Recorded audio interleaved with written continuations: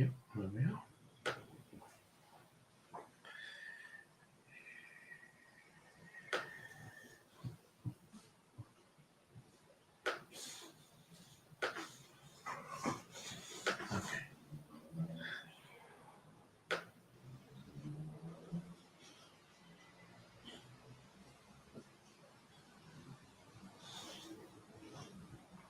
Okay, cool.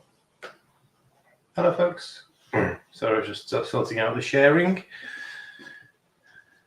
Come and say hello if you're watching. Yep, we are now live. All right. Okay. Cool. Unless I go live, it means the dogs wake up. I don't know what you want. No, it's not walking time yet. No. Go on, relax in the sun. Off you go.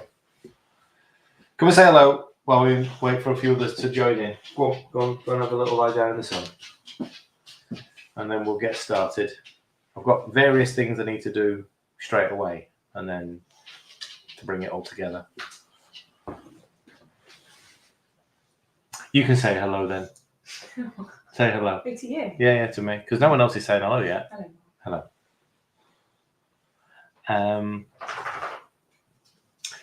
There's a few more joining. Now it's gone live into the group. There's a few more joining. Dogs count. You what? The dogs count. The dogs don't count now. Hello, Barbara. How you doing? Yes, it's been a bit wet and windy here. Yesterday, especially. Very wet and windy. But thankfully, a bit nicer today. I've been able to do the little bit of mechanic work that I needed to do on Louis' bike this morning, rather than doing it in the rain yesterday. Right. We'll get started because it'll probably end up being a 2-hour session anyway. Yeah, we're all good. Thank you. We're all good. Oh, hello, Jack. How you doing? Try to view on Facebook. Can't see how to show. It should be playing in the public group. We'll just have a quick check. So it's available on the Panda Pantry page, and yeah, it's there. It's in the public group. It's in both of those. So both of the Facebook pages. Yeah, I can even see the subtitles. So it is there. Just may take a minute to sort of come through.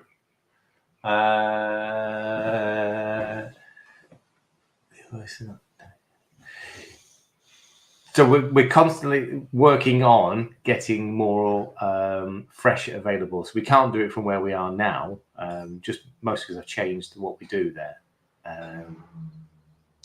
But I am reaching out to other bakeries. And I've had conversations recently, but these things will take time. So we're going to concentrate initially, at this point, on showing you how to do all of this at home, because things like the sausage rolls were a great seller. They're also not difficult to make, and you can make a batch, as I'm going to do now, bake them off, stick them in the freezer, and they're exactly as you'd have got them from us. For an awful lot less, because let's face it, when somebody has to make it for you, bake it, pack it, send it, it's an awful lot more expensive doing it that way. So this way makes it, you can have exactly the same thing at, a huge amount less in cost. Afternoon, Sandra, Bridget, Kathy, well, welcome to the afternoon mayhem. Let's see what we can get up to. Right, okay, plenty of you watching now. Right, okay, we'll get cracking. So I've got to do a couple of things which need to sit aside to rest for a little while. The first one is pastry for the sausage rolls. And I'm going to do, it always looks calm to start with, Bridget, and then I get started. I'm going to make the rough puff as a savory version. So it's a mix of lard and butter. And something that I tried earlier in the week and I sort of said when we did the members class, I'll do it again, is I'm going to add a little bit of xanthan gum to the flour as well, because it seemed to help with the rolling out, the stretch. So it helps the stability. Doesn't impact on the taste, the quality, or anything like that. But I know some people don't like xanthan gum, so it works without. I'm just going to sort of give. This will be the first time I've tried it with both the egg yolk and the xanthan gum. So this is a complete trial, but I sort of know it works, and I know I can work around if there's an issue. So we need 50 grams of flour.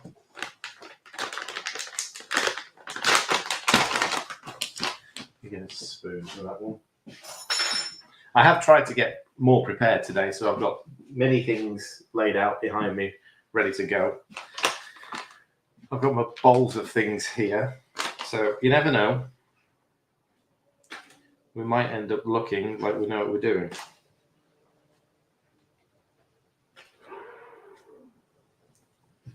So, 50 grams of Panda. Hi, Karen. Split the 100 grams of butter for 50-50, lard and butter. I'm going to add the xanthan in there at the same time as well. The washing up has been done, Jan. The washing up has been done because somebody else was baking this morning, 2 hours of meal prep, which you've possibly seen. I certainly remember that. So we've got pick up a panda. Pick up a panda.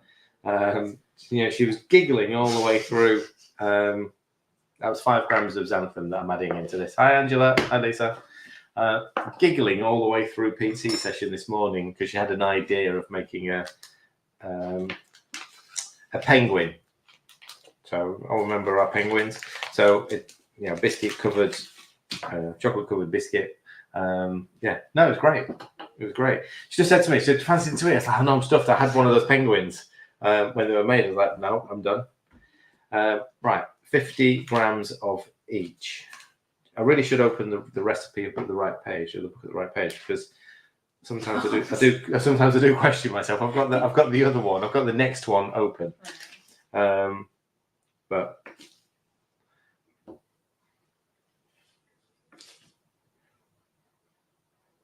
come on, 48.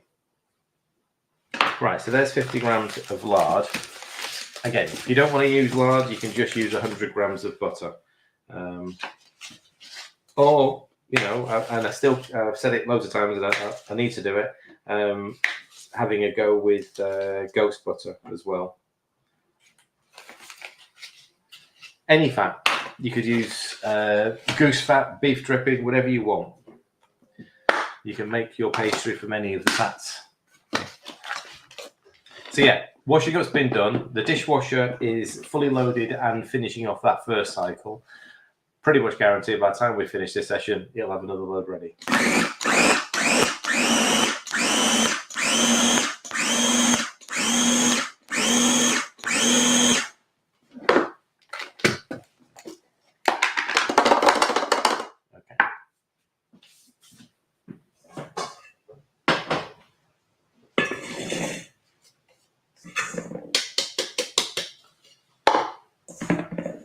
So,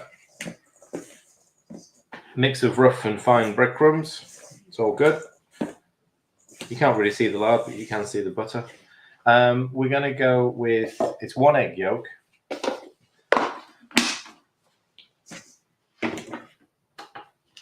And then, so 75 grams of water. But if you're going to use an egg yolk, you don't need to, but you can. It just gives the pastry a little bit of a flakier texture. Hi, Heidi. But do the egg first and then make it up to 75 grams in total. The egg yolks usually weigh about 15, 16 grams.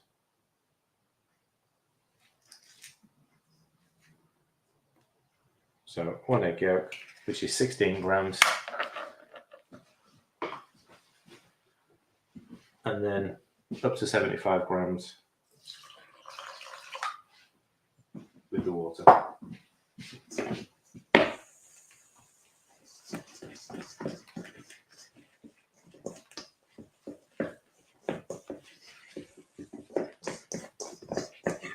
Now I haven't salted this. Certainly can if you wanted to. Savoury pastry. The meat's going to have seasoning in it.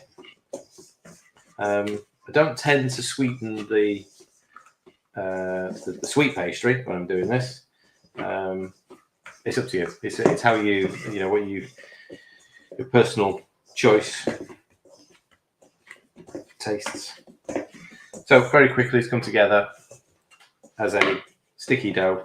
We just want to let that relax for a few minutes because that's why I want to do that now. And I'm just going to let that sit on the back.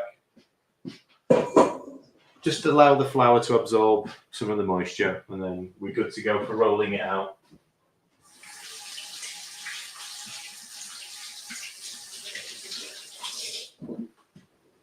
Okay, whilst that is relaxing, we're going to make the dough for the soft flatbreads.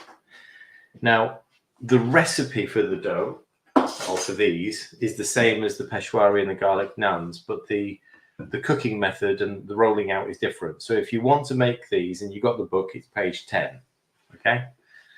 You follow the exact same recipe. I'm just going to get some warm water.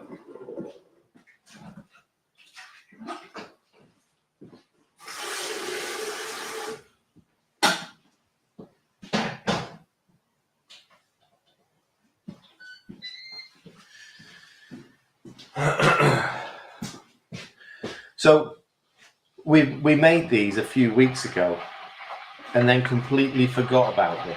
Totally forgot that they existed. Looking for the last bowl. Which one? Oh, is it in the dishwasher? Yeah, that one.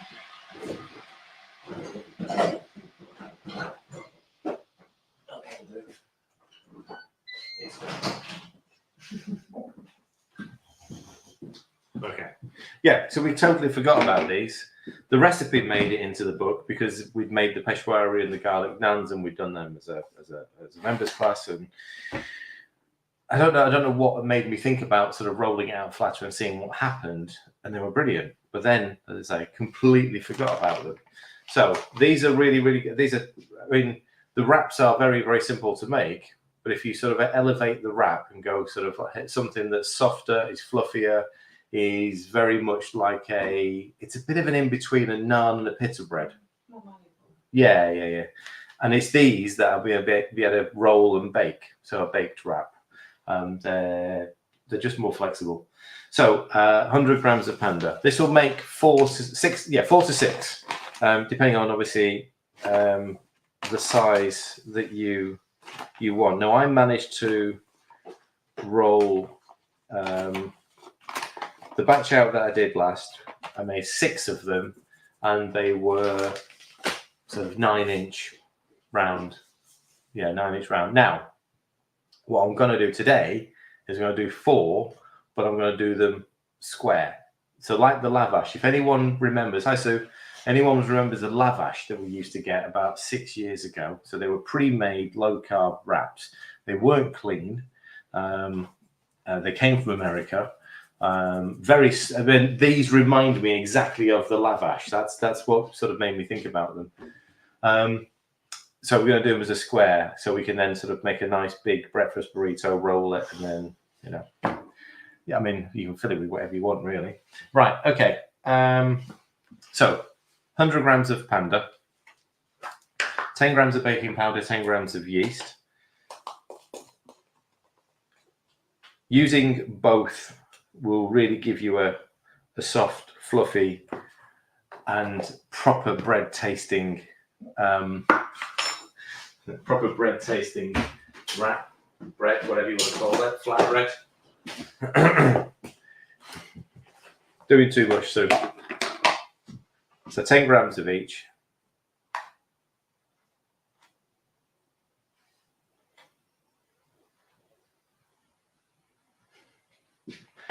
Don't forget the salt.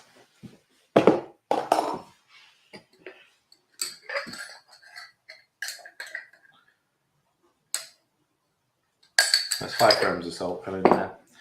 Right. Get everything mixed in. Now, I've boiled the kettle to 50 degrees. Okay, so make a well. 320 grams of warm water.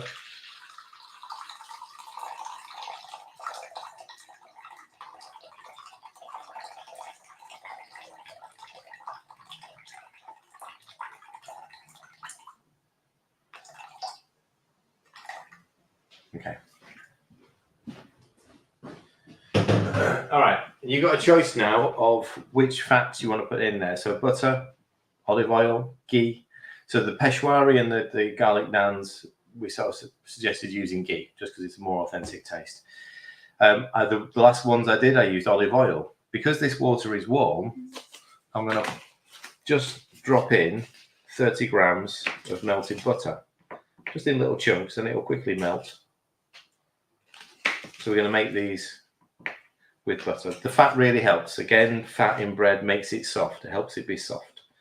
So that's why you find like standard, bread that's on a supermarket shelf all contains an oil of some form, generally rapeseed, sunflower, something like that. Be aware, if you've just tipped in 50-degree water, it's going to be a little bit warm to start with.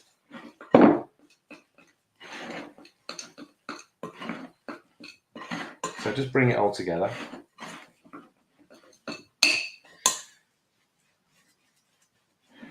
I can still see little bits of butter in there, but that's going to melt fairly quickly. Right, and once we've got it together, there we go. Not too warm now. Just give it a bit of a hand mix, just a couple of minutes, just literally just to bring it together. If you want to obviously do these as seasoned flatbreads, then the best time of putting your seasoning in is when it's the dry mix. So whatever, if you want to make it into a garlic and herb, you want to make it into a, just mixed herbs, whatever chili, whatever seasoning you want to add it before you add the water in. Give it a stir. There you go. See, that's come together quite nicely. Want to let that prove for a little while, because it'll help with the rolling. So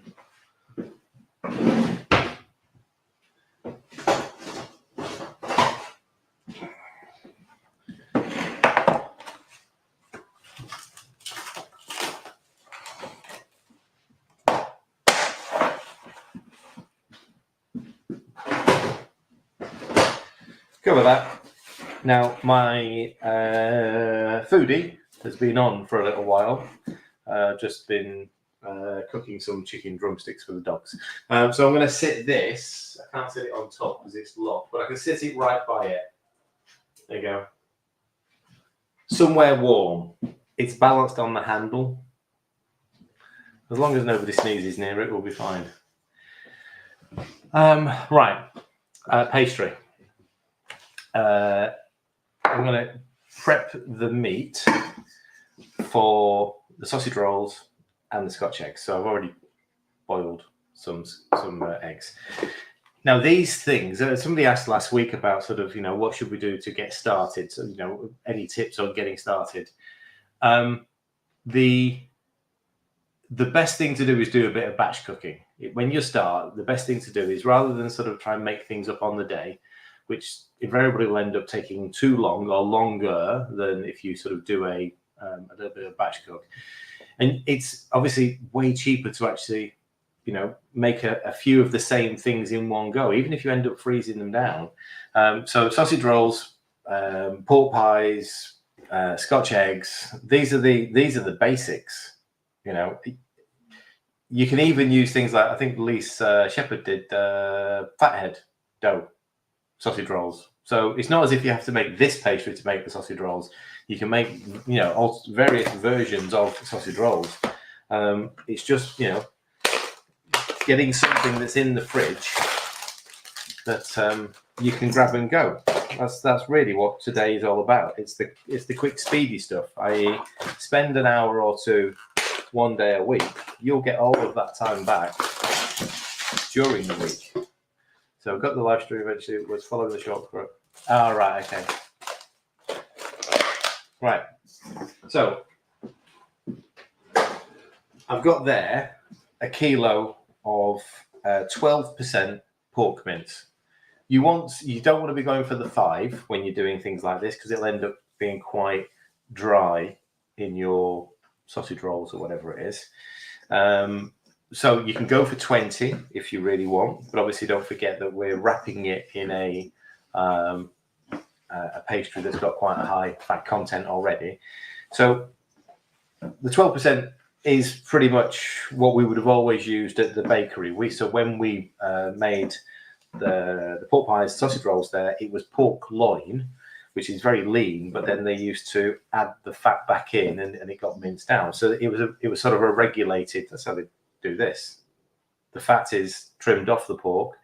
It's then minced, and then they add back in the right amount of fat. That's how we know it's 12%. You can use whatever mince you want. You can use minced beef, you can use turkey mince, you can use chicken mince, whatever you want to make your sausage rolls. Like the Scotch eggs work great with a minced beef, like a spiced minced beef.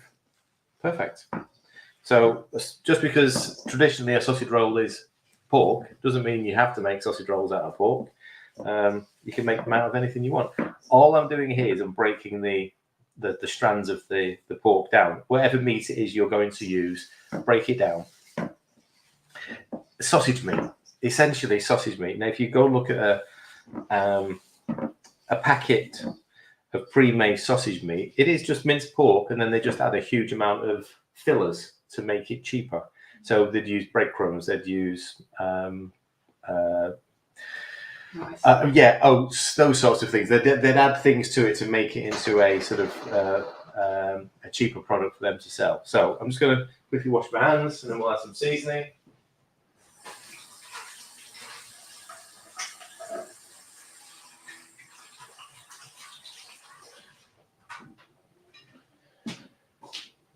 So again, seasonings is entirely up to you. You do want to make sure you add a good amount of salt, pepper. You usually work on around about 1 to 2%. If you look at the classic, the anything good sausages wise within supermarkets, it might say 97, 98% pork. The rest of it is seasoning generally. They might add a little bit of potato starch. Don't need that one. But they will, 1 to 2% of the weight is seasoning. So if I've got 1 kilo there, around about 10 to 20 grams of seasoning. That's the best way of thinking about it. For every kilo of meat, you want to be adding between 10 and 20 grams of seasoning. Now, be careful adding 20 grams of black pepper because that's going to be quite strong. Just looking for the sage. Yeah, it's in a little pot, isn't it? Where did you go? I only used it a couple of days ago. I'm going to put it over here. Garlic, salt. Okay, we'll just use it. Oh, we use the mixed herbs. We use the mix. That's quite heavy on sage, isn't it? So it's not sitting there.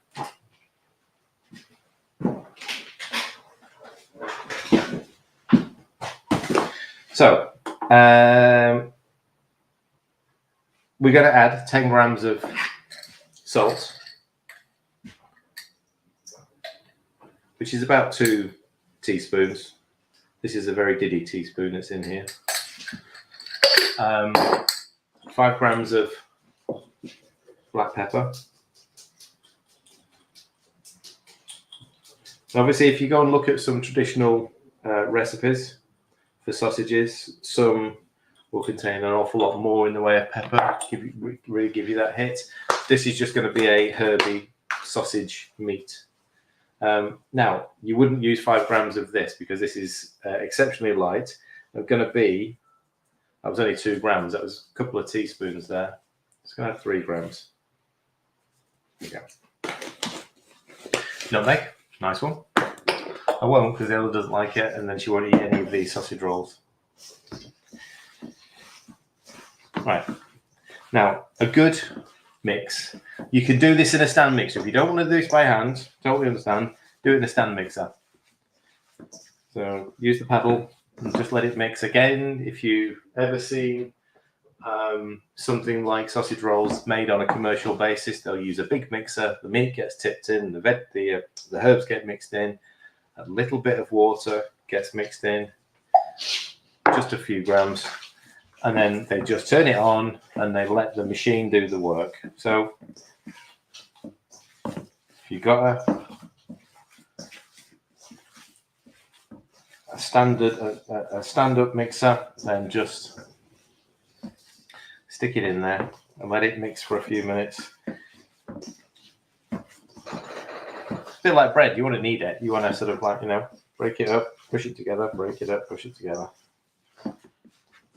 There you go.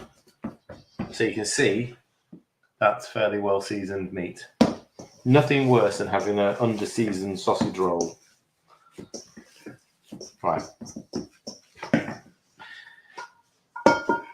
I'm going to break this into it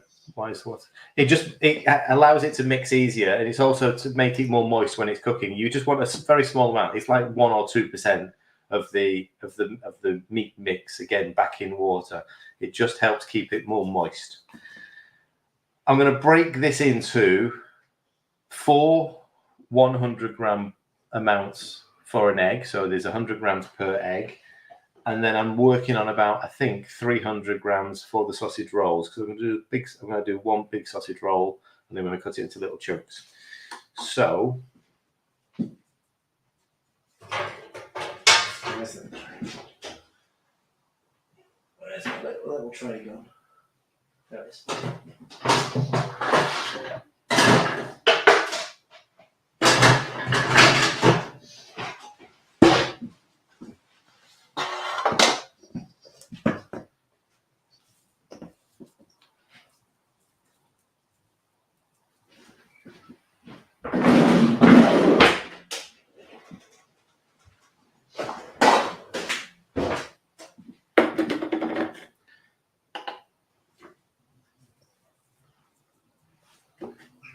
So we'll just separate out the 100 grams first.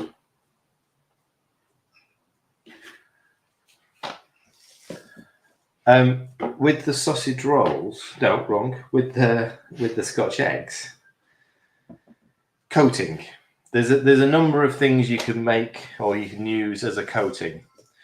I know a popular one would be getting something like a bag of pork scratchings, whatever variety that you prefer, blitzing them down. That's one way. A lot of the pork scratchings you'll find in supermarkets will contain quite a lot of dubious ingredients. You can use golden linseed as a crunchy one. Right, so that's the 300 grams of meat, and then I've got a little bit left. To tell you what, I'm gonna break that into a couple of hundreds as well. So if we've got 7, we should have 3 more. Linseed, streaky bacon. Yeah, wrap that round and bake it with that round it. I'm going to do a 90-second Panda, toasted 90-second Panda. Any version of bread, there you go. Any version of bread, anything, just to create a crumb. You don't even need to do it. I mean, you can say you just do it with bacon if you want. You can just roast them naked. So egg and pork mince. Right, a bit measured for that. Right, okay. So we've got it measured out.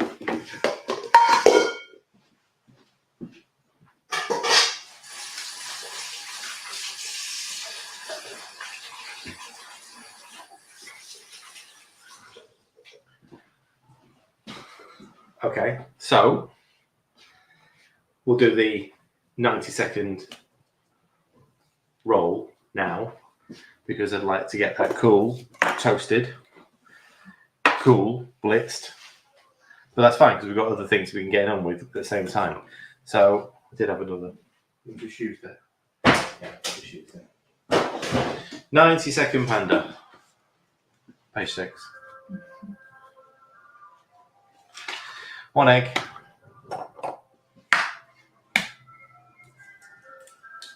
Ice cream man. Don't think he's going to be quite as busy today.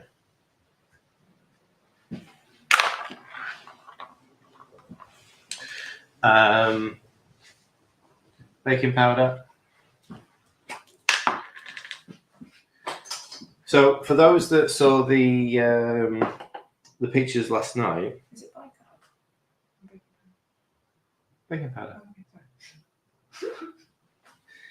Do you know, bicarb would work, and you probably use less, but it's baking powder in the recipe. Usually with pandas. Yeah, no, you're right.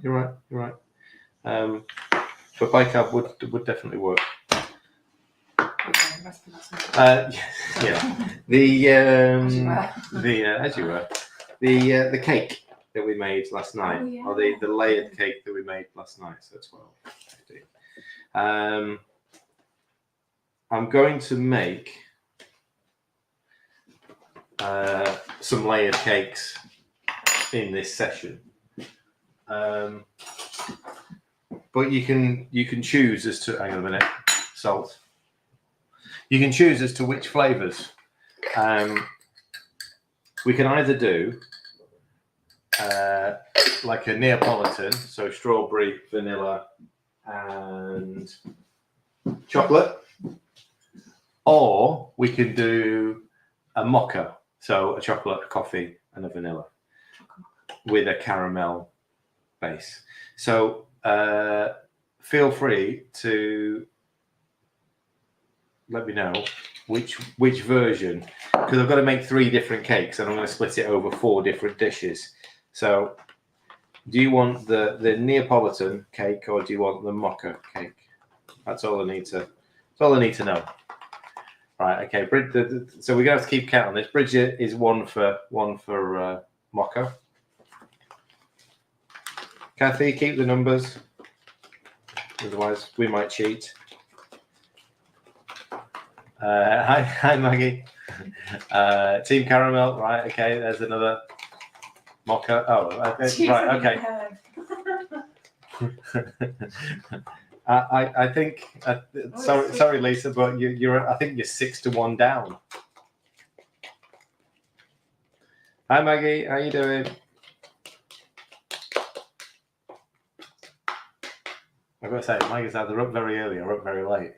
Which one is it, Maggie? What day is it? Oh, No, hang on a minute. No, it's morning. No. I was thinking it's much earlier in the morning, but it's not. It says early, but it's only just early, isn't it? Was it 7:30 or 8:30? What's Neapolitan? So Neapolitan. Yes, I did have the ACV, Bridget. I did. Yeah, I did. Right, I'm going to go and mute this. Oh, wow, actually, wow. I thought it was a slightly bigger time gap. Sorry. Is that 50-50? No, it's no chance. Mocha, Neo, Mocha, Neo. No, you've got control of that, so you can move those comments up and down. I suppose I can do it on here as well. So 1, 2, 3, 4, 5, 6. 6 for mocha. 1, 2, 3.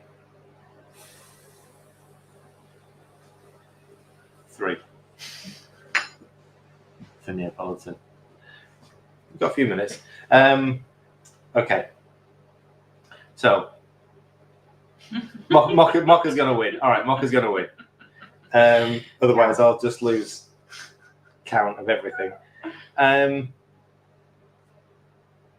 Now, 90-second bread, Scotch eggs, pork ready, pastry. Okay, so we can bring all of these together sort of in a second.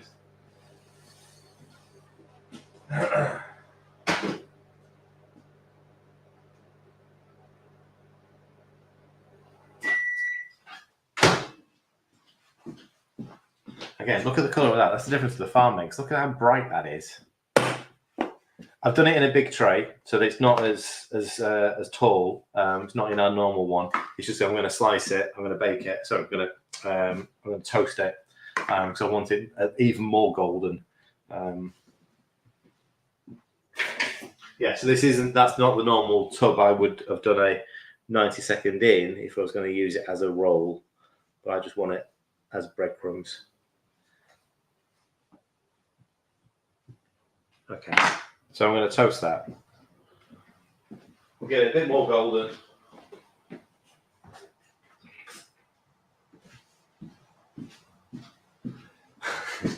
So it was yesterday, actually. We got back from the gym, potted around for a little while. I thought I'll have something to eat, and there was one of the soda sub rolls left from last Sunday in the fridge. So I sliced it, stuck it into the toaster, and was doing other bits and pieces. Emma went to the back door, and she could see firemen over in the we've got a fire station right at the back. Do you mind? Back. She's like, I can smell smoke. Have they got a problem over there? I was like, no, it's my toast. I basically set the sub roll on fire. She thought the firemen were coming over.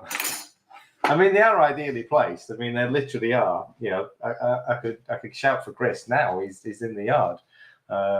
Just thought they had really good quality training.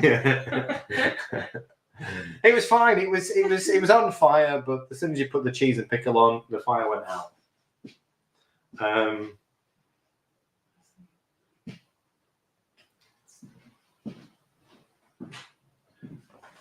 There it is.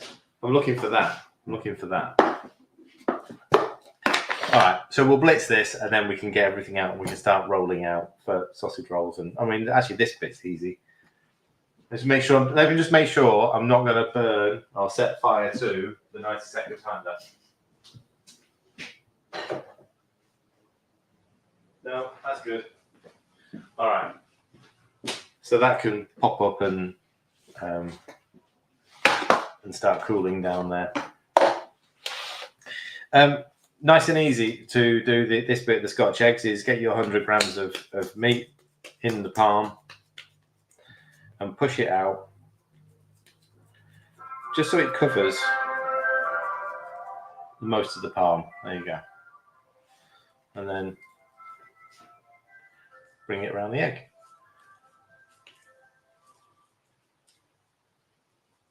And don't be afraid to be a little bit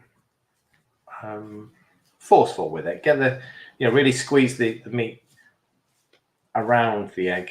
Get it nice and compact. There you go. Double. These are a perfect breakfast, lunch, whatever. You know, these are a perfect way to start the day. I haven't got the macros here in front of me, but you know what? They're going to be sort of over 30 grams of protein per Scotch egg. Clearly, they're going to be, they're under a couple of grams of carbs. They're a great way, a great thing to sort of add into your lunchbox. I've just unwrapped some flatbreads in the pan, didn't open the window, had smoke alarm in the whole kitchen for me. In 10 years, they've never gone off. At least you know they're working, Lisa. Happy to be of service. Okay, right. So it's just popped. Yeah, it's golden. It's golden.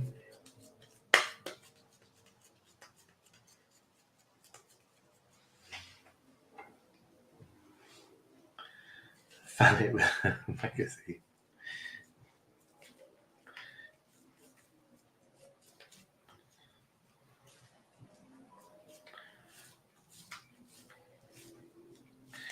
We have our own internal smoke alarm, sort of flavor alarm The second anything starts to cook, Coco disappears.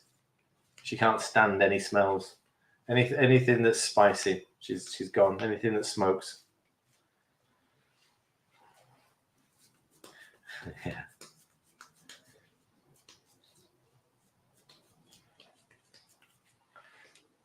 All right. So I'm doing all of these together because they can all go into the oven together as well. So Scotch egg sausage rolls, the cooking time is going to be about the same. Obviously with these, we're mostly focused on how long the meat on the outside of the thing is going to take to cook. Sausage rolls, how long the meat is going to take on the inside. It's about 25 minutes.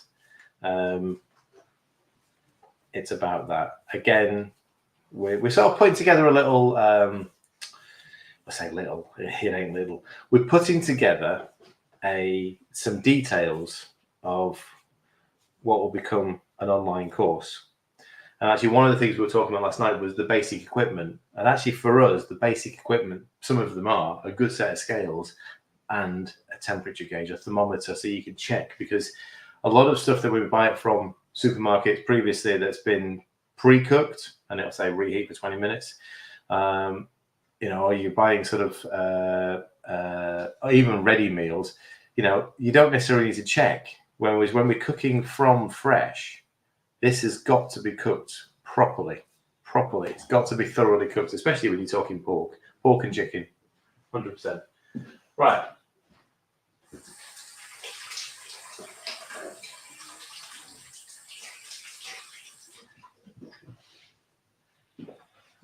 Oh, beautiful. Perfect. Do you know what? That's the perfect sort of like golden, that with poached eggs on top. Beautiful. All right. Yeah, that'd be good. Scale is not an issue. Small amounts. Yeah. So when you talk about the very small amounts, a small set of a set of measuring spoons. These will go on a gram. That's fine. Most sort of domestic scales will give you a fairly accurate reading. But if you're talking about, sometimes we know about like xanthan gum. If I use a quarter of a teaspoon, there's no way that's going to weigh anything. I think. What do you mean? When did I mention a ninja? I didn't say you needed a ninja. I didn't say that was an essential. Definitely did say that. Right. Okay. Breadcrumbs. If you want to season it, now's the time to do it before we blitz it. It's got a little bit of salt in it, but let's have a little bit more. Will they taste like the Panda mix? No, because I can't find the sage.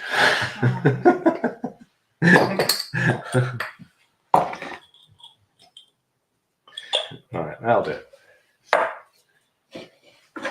And we're just going to make a breadcrumb.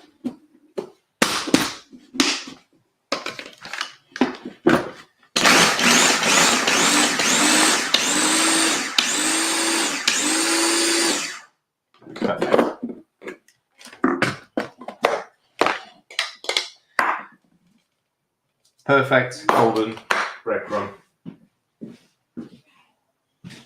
I've run out of bowls already. How can I run out of bowls already? You're just going to bought 3. Because what I need is one of these. Oh. Yeah. Okay. I'm making. Yeah.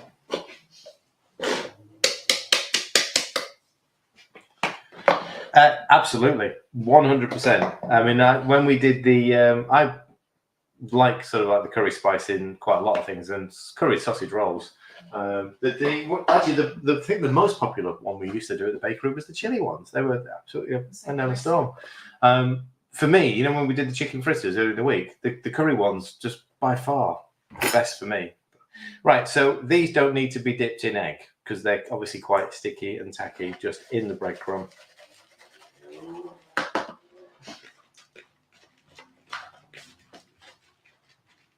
and a good coating. And there we go. There should be plenty here for 4 Scotch eggs. Whatever's left over, I mean, I can just throw it into the mince for the sausage rolls. There's your bit of extra bulk. Or you can keep it and you can use it for, a chicken coating, if you want some chicken fritters, anything like that. What's that 90-second bread's perfect portion for lots of them, isn't it? Yeah, I mean, I'd easily get another.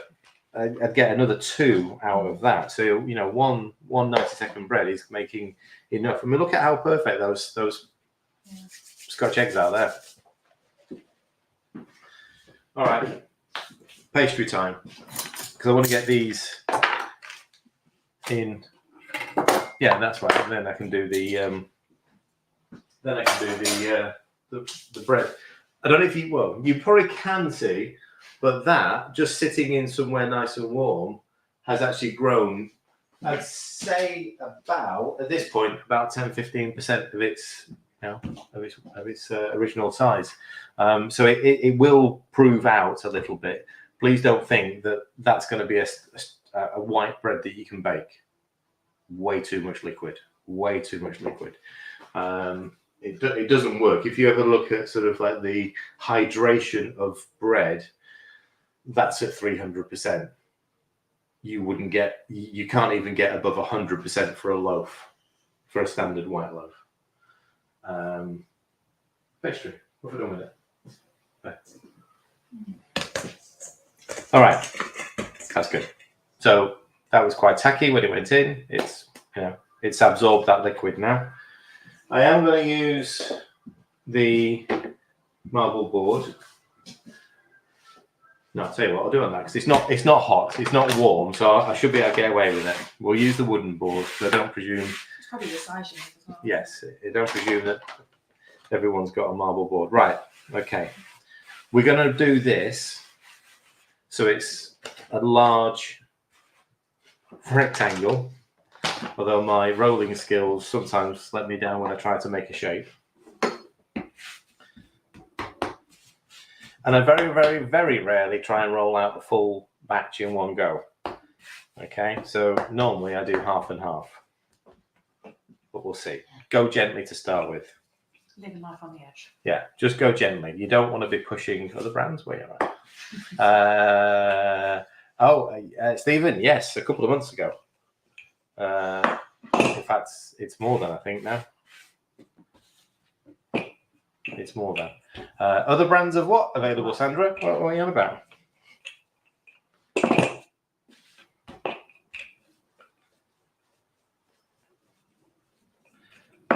So, I think she needs the ninjas. Then I know she does. Oh. I know she does. I know she does. Managed to pick up a herb. I do want this to be still fairly thin, yeah? So,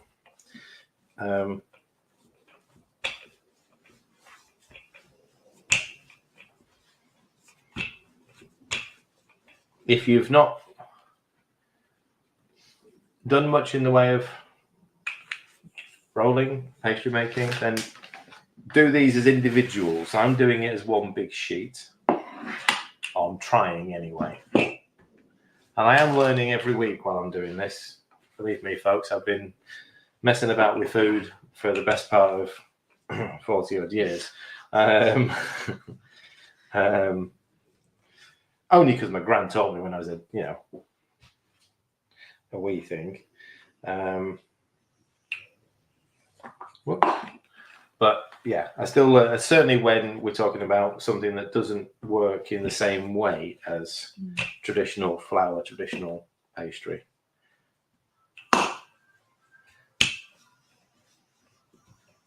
Okay, we're getting there.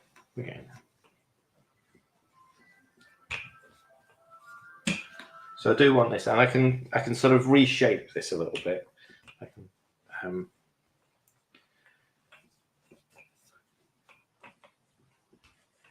Actually, I could go that way. Let me see if I can roll this out and get this off.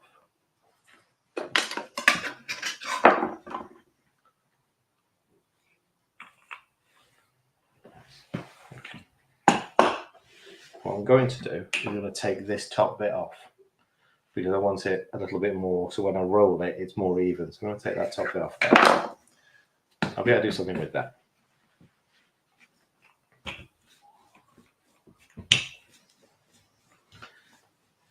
Yeah, okay. The dogs have had a really lazy day today. They are both. Well, yeah, I know, but particularly today. I don't know whether they had a hard night, whether they went out. They had a very tough one. Yeah, she's just lifted his head. Stop talking about me. Yeah, they're really giving it some Zeds today. All right. Is the rolling of the pastry more about repetitiveness than pressure? Yeah, absolutely. Yeah. So great question. Thank you. Because I forgot to mention, it is really light. I'm barely pushing on the pastry. I mean, you see when I do push, focused out. When I do push too hard in certain places, it sticks to the board. So it is about a very light, and you can see it there. You can see it stretching as I'm doing it. Yeah. So I've managed to get that now. Actually, much bigger than I thought I might do. The trick now is to pick it up and turn it that way because I want to fill the sausage roll and then roll it, but I need to be this way around. So again, be nice and careful. Use your rolling pin. Roll it in and lift it up and pray it doesn't tear, and then lay it down. There we go. Okay. Right. I am pleased with myself. Again. I am pleased with myself. So, this was the 300 grams of pork mince. We're going to bring that all the way across. I suppose I'm going to be cutting off. Let me just get rid of these ends.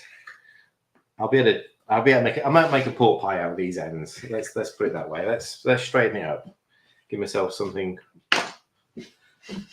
What? Thank you, Angela.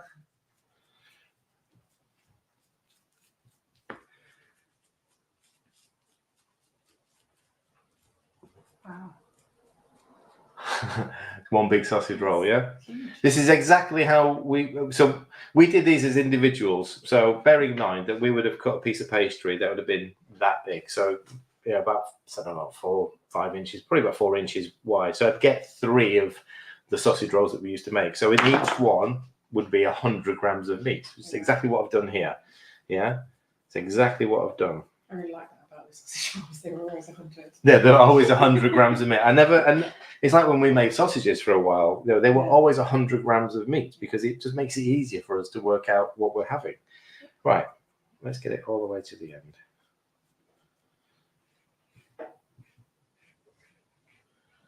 And then once we get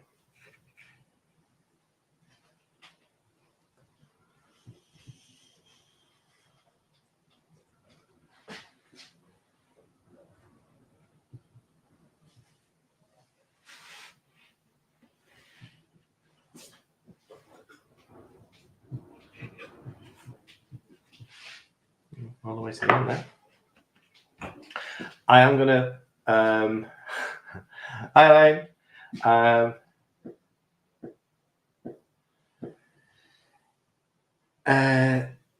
I'm going to cut this into smaller pieces, so more like bite-sized. So we're going to go half, we're going to go half, and we're going to go half. And there we go. Yeah, I'm going to.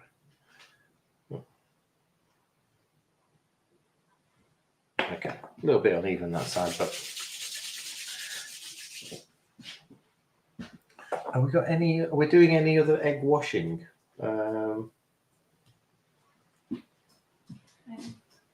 I don't think I am I? Okay. Unless you make pork pie as well.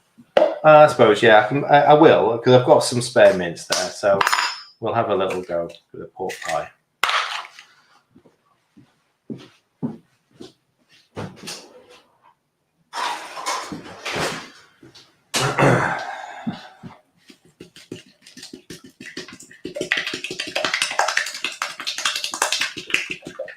Yeah, they're bigger than a cocktail sausage roll, definitely. I think that these are, nearly 50 grams of meat per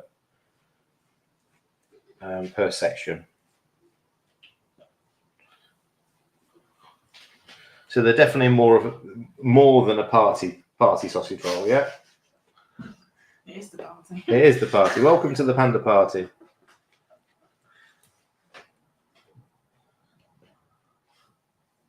All right.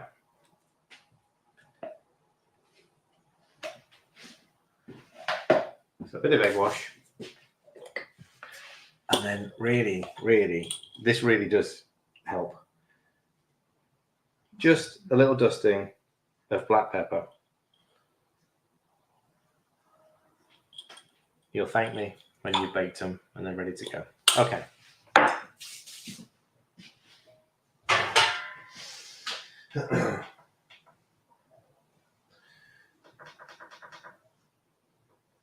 $180, and these are going to be, and I'm going to start them off at 25. We're going to go at 25.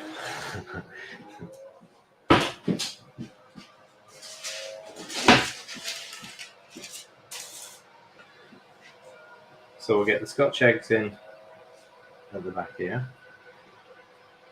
Actually, I'll put them that side so I'm not reaching over them.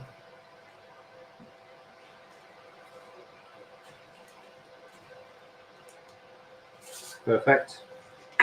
And then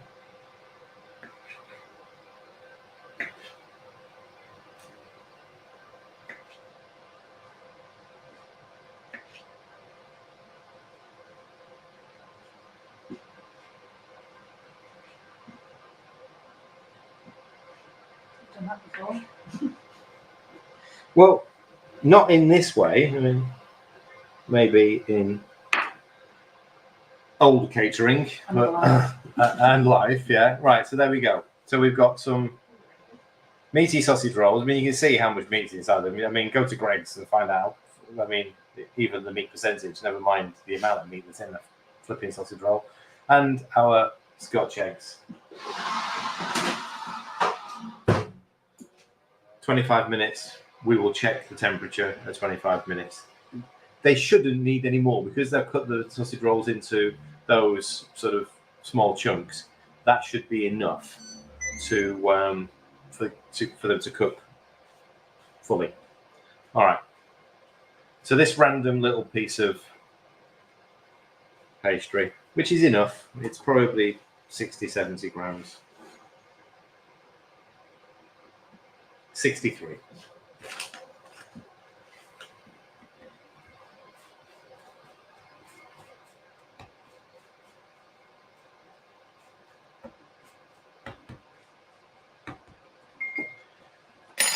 Yeah, it's all available to watch back. All available.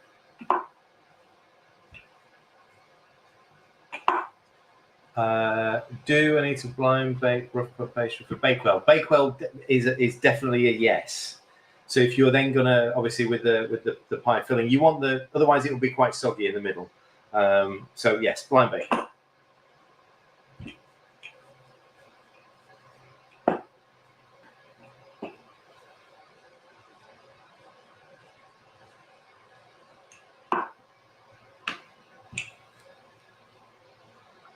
Now, it's a shame I don't have quite enough. Where can you find the recipe of Scotch egg? Recipe Scotch egg will be in KFC library. However, Scotch egg recipe is simply pork mince, seasoned, an egg, 90-second roll. So you're using a couple of different recipes. I think the KFC one probably links you to a 90-second 90-second roll. Thank you. All right. So I've managed to get this much thinner and much further out than I thought. I'm going to be able to cut this down and make a lid. You see the fly then? That was a monster one. It was right in front of the camera lens. You made pan au chocolat. Okay. You can show me that one in a couple of weeks then, Heidi. It is on the list of things to do. All right, so I'm going to cut this down. We would normally have used, I think it's a 6-inch ring. We've actually got a cutter. So when we made the pork pies, we had a 6-inch ring to sort of create the perfect shape. Let me find something I can use, because what I actually want, I want a little bit of pastry so I can make a lid.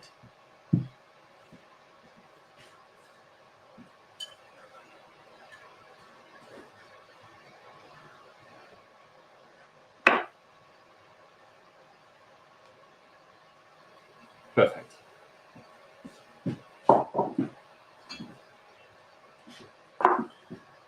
Too big. Okay. So, you may not have one of these. You can, I mean, they're not expensive. If you want to do your own pork pie, you can use a pie tin if you wanted to. But I'm going to bake this as it's a sort of a free form. Yes. Hang on. It will. Oh, we've got the ketchup. I thought someone was asking then, is it available on ketchup? Sorry. Then I double checked. I was like, okay, that's you. All right. So these pork pie dollies enable you to bring the pastry in and up and create your little folds.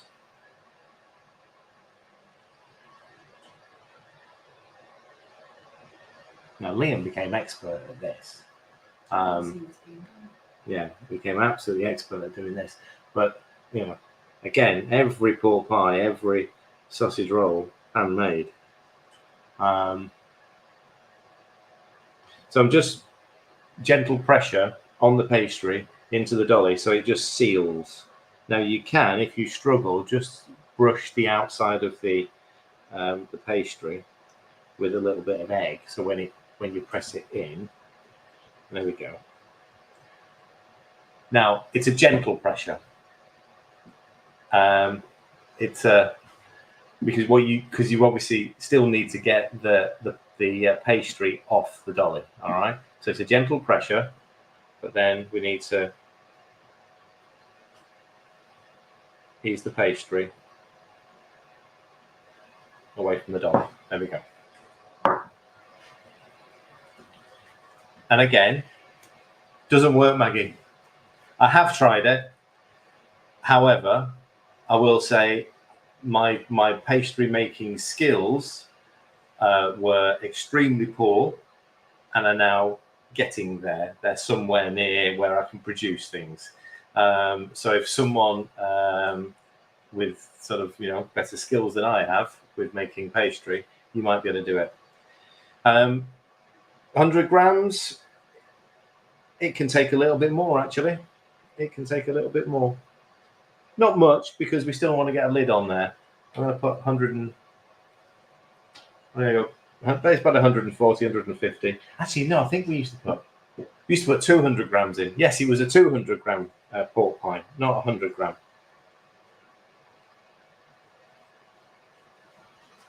Okay.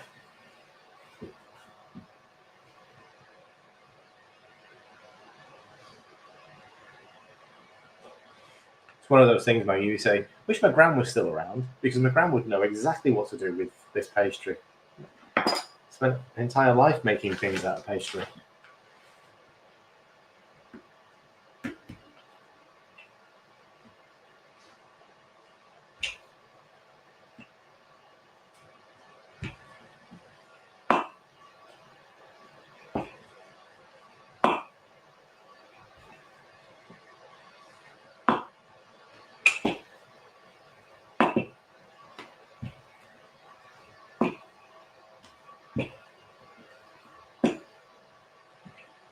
Go. I haven't got any jelly. I have got some chicken stock, but if I'd known I was going to be doing this, then I might have done some pork stock turned to jelly. I haven't got any, but that's okay. Let me just cut that down a little bit.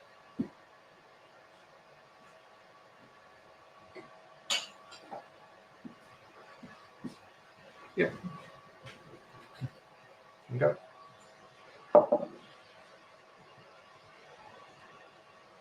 So I'm just going to egg wash that.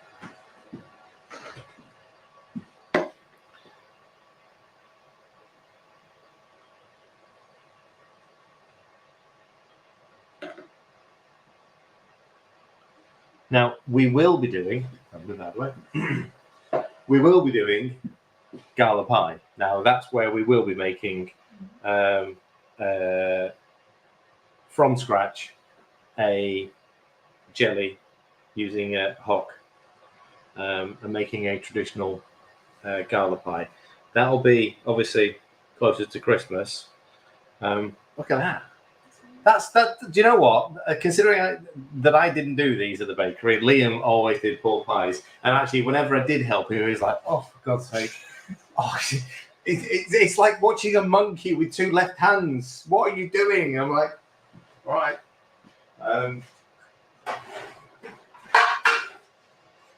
Yeah, he enjoyed watching me do things and really mess them up.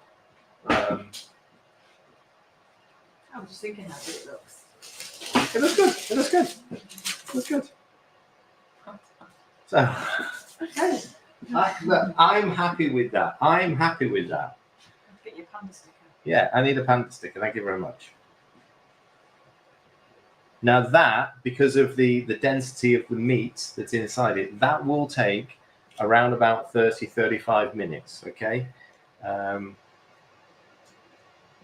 that's a big chunk of meat in the middle of that. You want to make sure that is fully done. Again, the importance of a temperature probe. Right, a little bit of dusting. There we go. We've got one batch of pastry, made all of those sausage rolls. I'll bake that afterwards. I'm not going to disturb what's in the oven now. They're looking pretty fine, and we've only got that tiny little bit of pastry left. Right. Let's move on to the next one.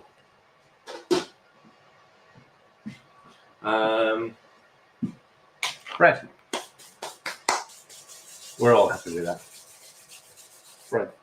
You don't need to get a dolly. You can use like a glass jar. You just have to be careful because most glass jars have got that sort of grooved edge. So what you don't want to do is push it in. It's a very light touch, and even potentially just sort of like just oil the outside of the glass jar, and that will enable you to bring the pastry off. It's up to you. It's up to you. Now I've made a mess here with flour. I'm going to use it because I can make the bread.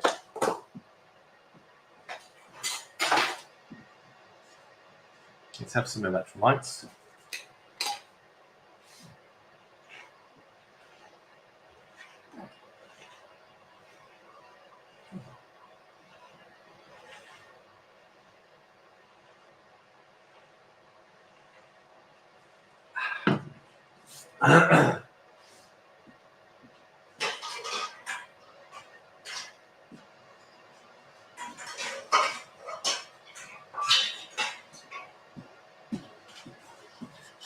I know we said chicken, but You want pork pie for dinner now?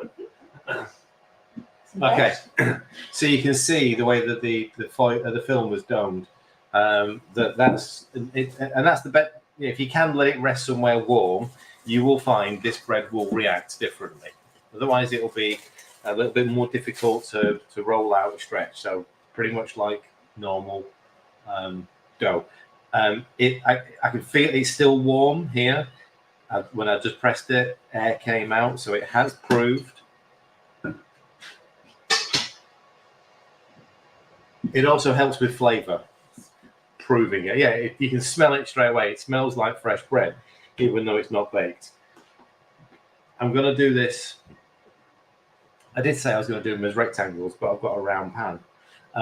I'll do them as big as I can, because this is quite a sizable pan. This is the biggest one I've got.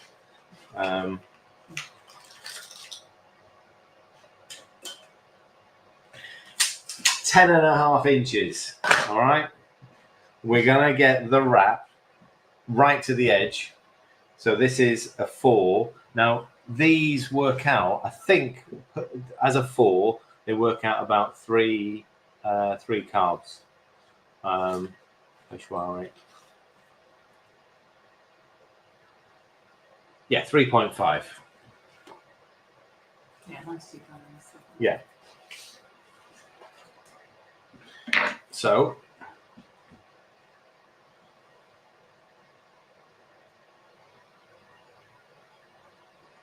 I'd need to see that down in C, Maggie. But I think you're right. So the gluten bread that I used to make would prove in a box, so a dough box, with no additional heat behind it. It was made with warm water, so you add warm water, but the volume of water compared to everything else that went in was sort of fairly low. So it was about 20 degrees. In fact, there's a guy that I follow on YouTube, is another baker, and he does a cold proof. So he's not a gluten free and he's not a keto baker. He's just someone that I've watched to sort of get some ideas from. And he says that anything around about between 15 and 20 degrees, this is for normal bread, and it will prove, and it does. I've proved it because I've done the overnight proof on the gluten breads some time ago. The gluten-free stuff and the Panda stuff, it won't budge. It will not budge if it's not warm. It's got to be. I mean, that water was 50 degrees, and it was sitting on the foodie that's been pressure cooking chicken. So we used to do a gluten bread, which you could prove overnight, covered over cold water, and it would still grow. 115. But yeah, so Panda definitely needs 114. Definitely needs warm water to eat, and it surprised me that it actually even would prove. Because obviously part of the proving is the gluten expanding, and obviously this doesn't have gluten in it. So it always surprised me that it would grow. I just tried it. I know you tried it first, actually, not me. You tried it first, yeah. And I didn't do it in a very safe, great way. I put it on the radiator. Yeah, but it worked. It was the same effect. Yeah. It was the same kind of thing, but it was just covered over the tea towel and proved it. Yeah. And it tripled. So the first time I ever did it, I was like, how have you managed to get this to sort of like grow in its tin? Yeah. That really has proved. Yeah, this really has proved. The feel of the bread is completely different. From when it went in to now, the feel of the bread is completely different. So I've divided it into 4 equal-ish sizes. You will be, again, no different to when you're doing the pastry. Just take it easy to start with, not too much pressure. Make sure you get, a good amount of flour. And it'll start to stretch out.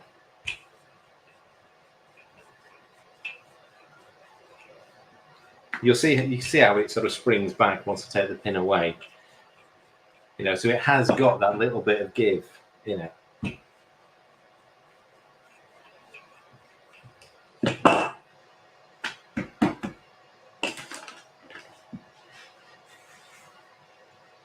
These are sort of our favourite flatbreads now.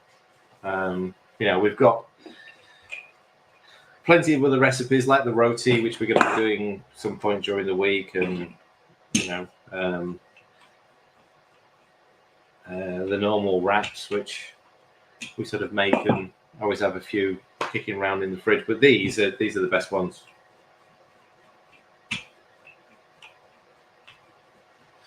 So now I've got it fairly flat, and there's a fair amount of flour in it. I'm actually able to put a bit more force behind the roll and really push it out.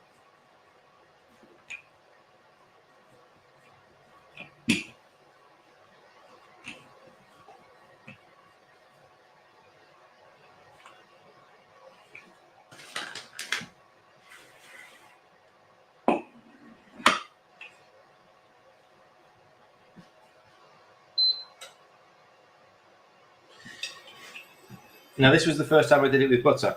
Actually, previous times I've done it with ghee and I've done it with oil. There's no difference in the dough. There's no visible difference anyway. Would you say the fat in there helps it easy, makes it easier to roll out rather than the No, I think the fat helps the cooking of the bread. I don't think it has much to do with the rolling out. I might be wrong. I mean, if we could try it without and see what happens, but I think it's the cooking process. Right. You can sort of see that now.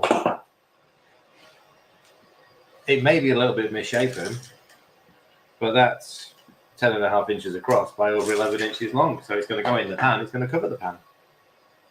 That's perfect. And you'll see. I mean, this is fairly thin. How thin that is, but that's going to puff up. A good non-stick pan shouldn't need any more fat, so shouldn't need any oil. Obviously, there's a little bit of fat in this. You want it to be. I've got it on sort of like 6, so 2/3 of the way to max.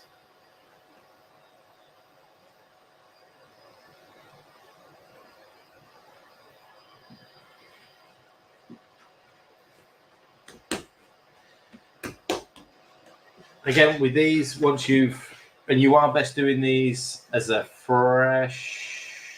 No, won't work. Again, this is what I was saying about the percentage of water to flour. This is a 300% hydration. It won't bake out.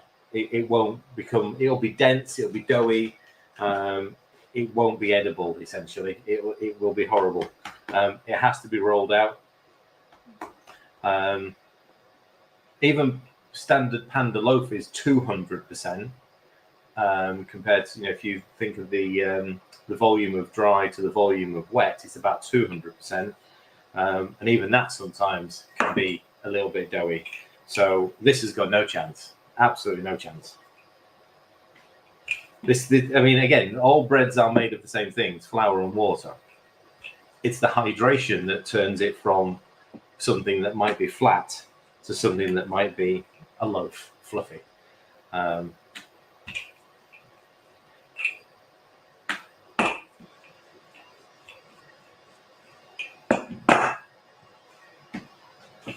forgot what I was saying now.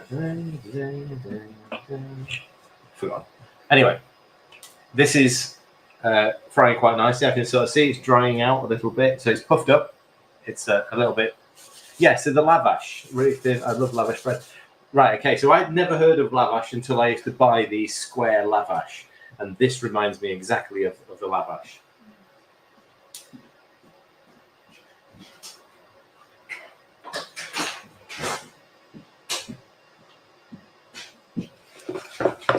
Oh, I was talking about storage and how long will it last. So let's just flip this over.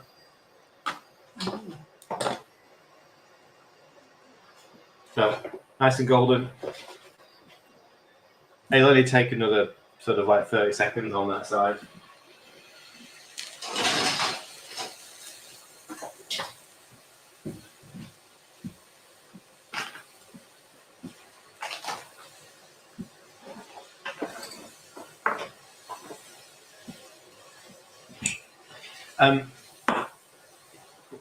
You'd need to. So if you're making these, you'll want to roll the dough out and cook them straight away while it's warm. You can't put that in the fridge and then come back to it tomorrow because you won't roll it out anywhere near as thin as this. It won't get there. So it needs to be done while it's fresh. Once you've rolled it out, you could then put it in the fridge as a rolled out wrap, and then pan fry it when you want to use it. These things will, so that's ready now. So these things will fold. Just turn that down. So once you've cooked it, You can fold these, you can roll these, and you can store them in the fridge, and they will stay fresh in the fridge. Put it in a bag or put it in a Tupperware box. They'll stay fresh in the fridge for a good week. You know, as long as your fridge is working well and, you know, you're not contaminating it with anything else. Now, we don't use preservatives in any of these because this is home baking where preservatives are not needed.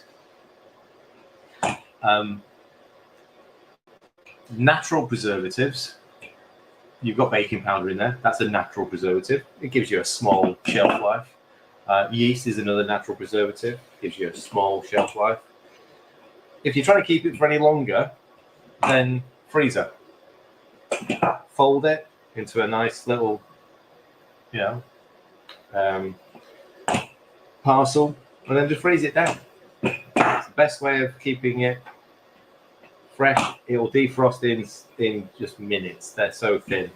Sorry, Grant. All right. We had these. Now, where's the barbecue hose? Yeah, we had these with some Greek chicken that we made some time ago. What did we have them with this week? We had them. This week was burgers, but yeah, burgers. Last time, yeah, like Jan said, I did make some homemade hummus with it. It has the Greek chicken. Yes, that's right. It was. Yeah. If these are ever in the fridge, even though it's not breads and wraps or roasts, we always get These are the ones to go for. Yeah, these are definitely the preferred version.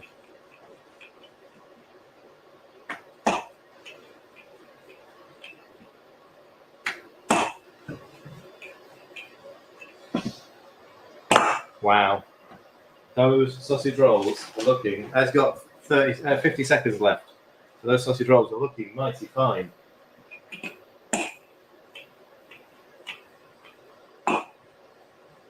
You can sort of see when they're done because you can see the sort of mottled effect on the top. So, perfect. So they're just perfect.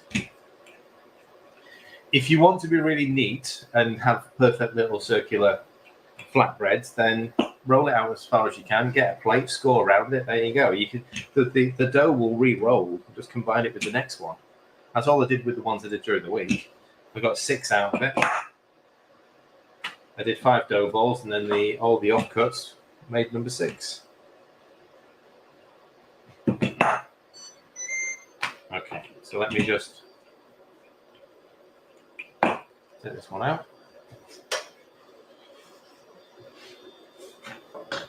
Perfect. Turn that down.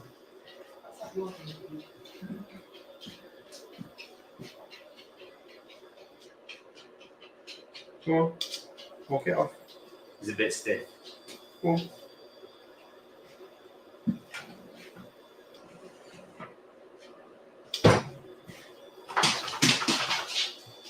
Hang on. Let me just rearrange the cloth because that was a bit hot. Look at them. Look at them. Beauties. Absolute beauties. Right, so we are going to test it. Let's make sure we're close. I know, Archie, it looks like it's going to rain, doesn't it? Right?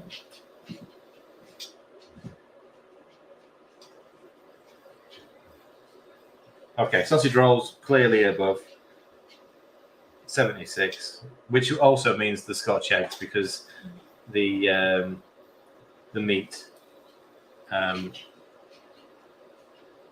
Oh, maybe not. Maybe not. Maybe not. They're mid 60s. Not quite enough for me to be. No, so they're all sitting at 65. That's a little bit strange, but I'm not gonna question it. So the Scotch eggs are gonna go back in for a few minutes. The sausage rolls look fantastic.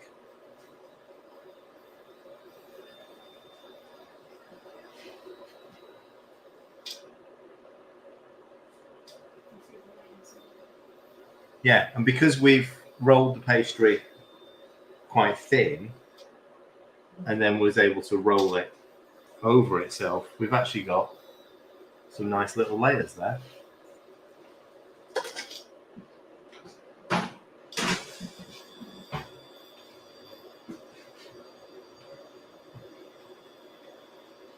Right, I've put them in for 7 more minutes.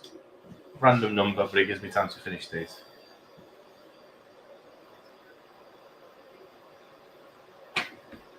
Yeah, that'll do. Look at that. Yeah.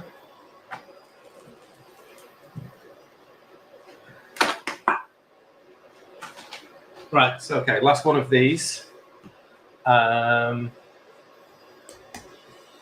So Scotch eggs, sausage rolls done. Pork pie can go in next. I'll do the pork pie once the Scotch eggs have come out. And then it's cake time. Okay, it is nearly 3:30. Wow. Okay, this one's flown by. This session's absolutely flown by.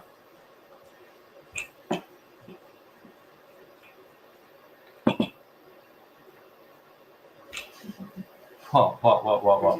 Oh, cake time. Yeah. Bridget's only here for the cake. Just like come back in an hour. Yeah.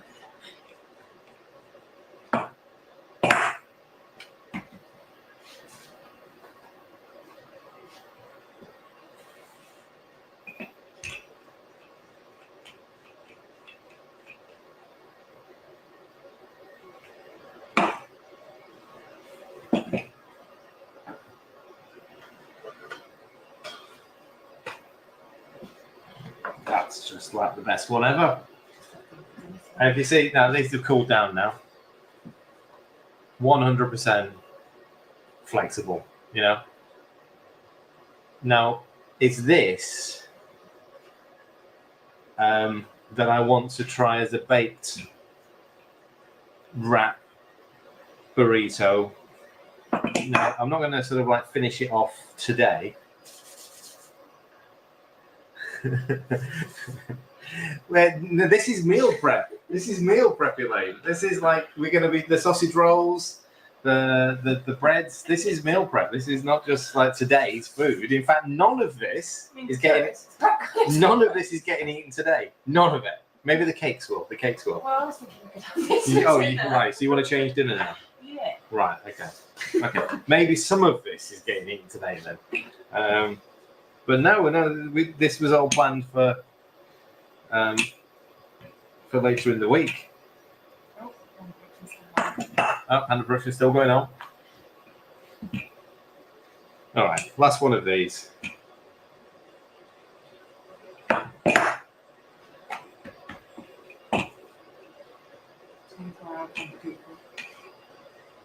Right, there we go.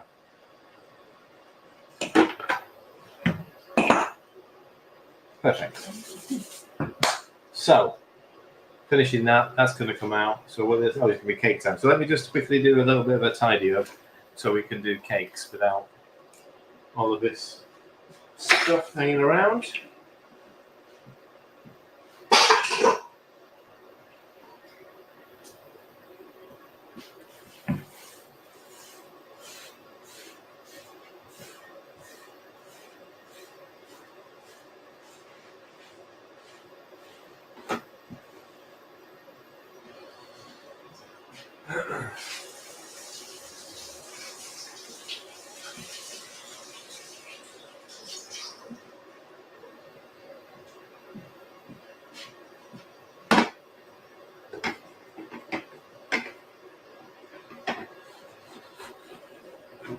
I'll need that for the cakes.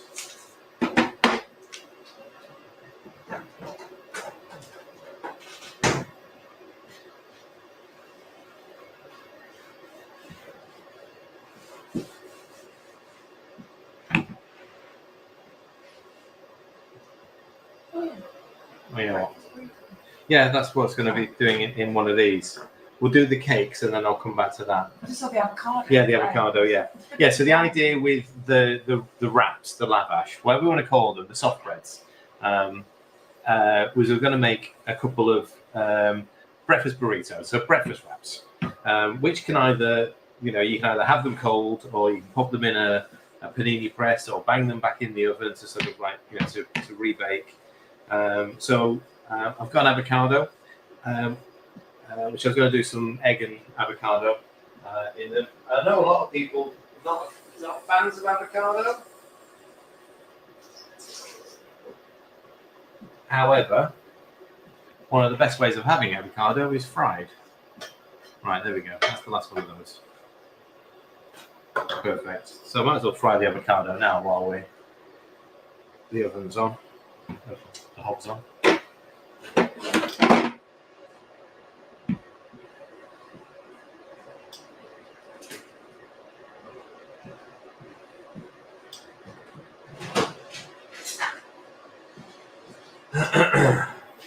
I've not had avocado for a couple of years actually, and I don't mind it, but fried, I do really enjoy it. Really enjoy it.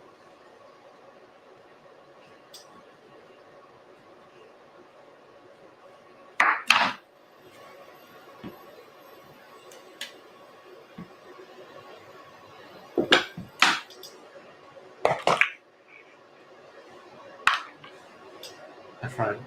Well done, Sandra.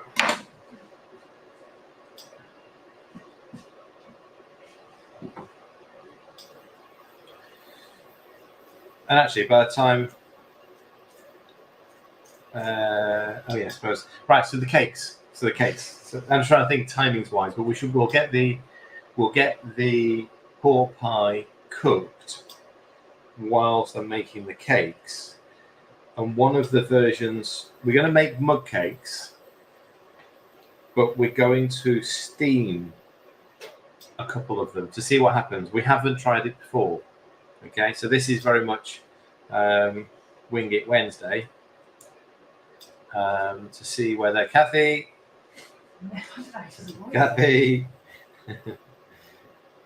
Today's the day. Well, not really. You're not going to get one now. It's 3:30, unless she's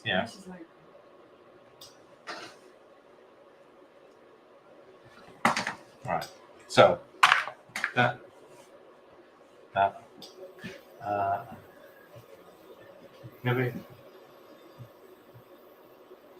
We always eat them much riper. Yeah. So this is. I mean, I don't know what you mean by sort of riper, as in properly soft. This is fairly firm, but you want it fairly firm before you fry it. I guess it depends what you're doing with it. Yeah. Smashing it. Right. Okay. Those are definitely cooked now. I mean, I am going to check just because soft. Yeah, I like it like that as well.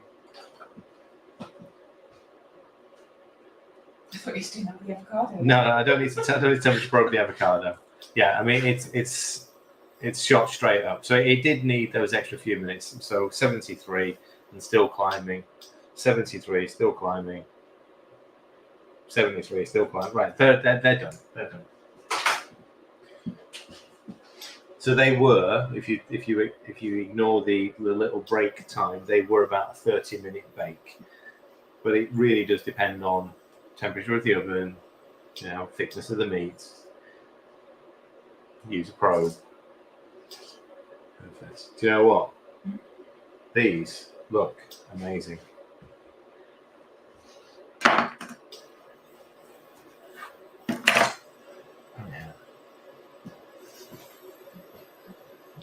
Oh yeah. That's good.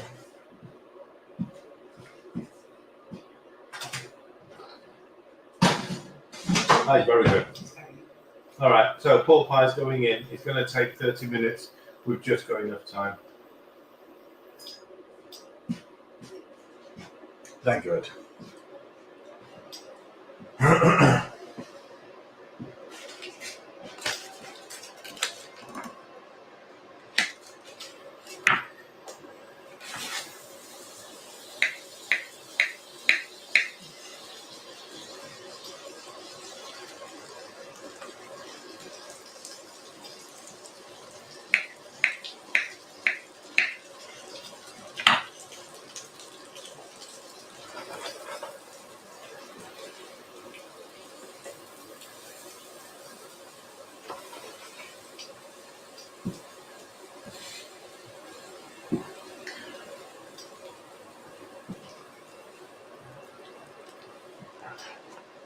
Yeah, perfect.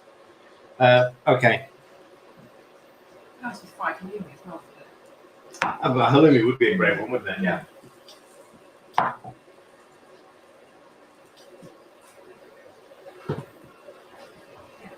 All right. I'm going to start the mug cakes whilst we're doing these little bits and pieces. They won't come off. No, they're fine. They're fine. We've just got some new bowls, but they've been rinsed, but the stickers are like absolutely welded, so they can go in the dishwasher and they'll come off in there. So, mocha, one chocolate, one coffee, one vanilla, with a base of caramel. Now, I'm not making caramel now because I have some made already. We'll do it on a different day. So when we make the caramel, it does go completely solid. Okay, so I'm going to reheat this because I need it as a liquid to go into the to the cups, mugs, whatever. So this is going to go in the microwave just a minute. So we'll do caramel another day, maybe when we do sticky toffee pudding. Okay, so it's a fairly straightforward recipe to follow. It's in the book, but we'll do that another day.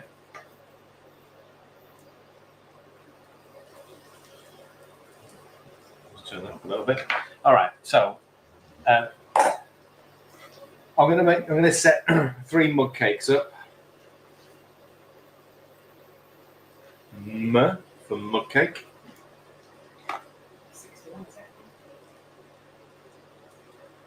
No, we're not doing caramel on Thursday. Thursday we're doing chocolate, aren't we? No, it's not this week. Is it not this week? I think Sue's working. Oh. Oh. I'll have a think. I don't know what I'm doing Thursday yet.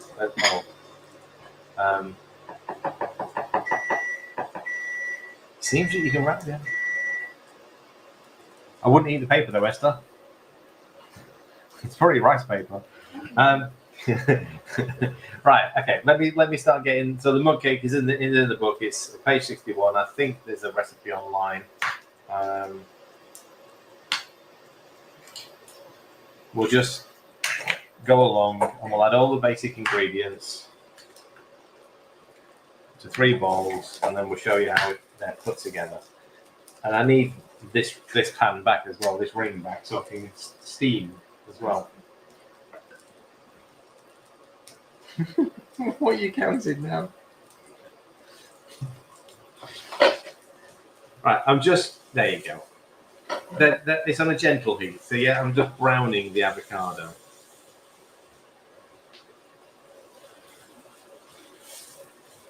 That was a bit vicious. It was a vicious fly. Yeah, I like the avocado when it's cooked like that. I think it's, well, I'll eat avocado. I prefer it this way. Put it that way. Prefer it that way. Just a little bit of butter, just a tiny bit. Otherwise, it won't go brown. It'll just go like solid.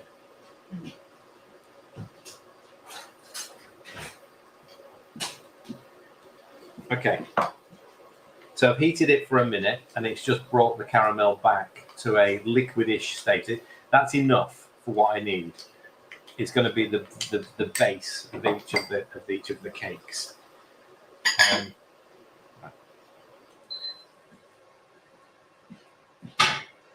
I need this back because I want to put some water on there.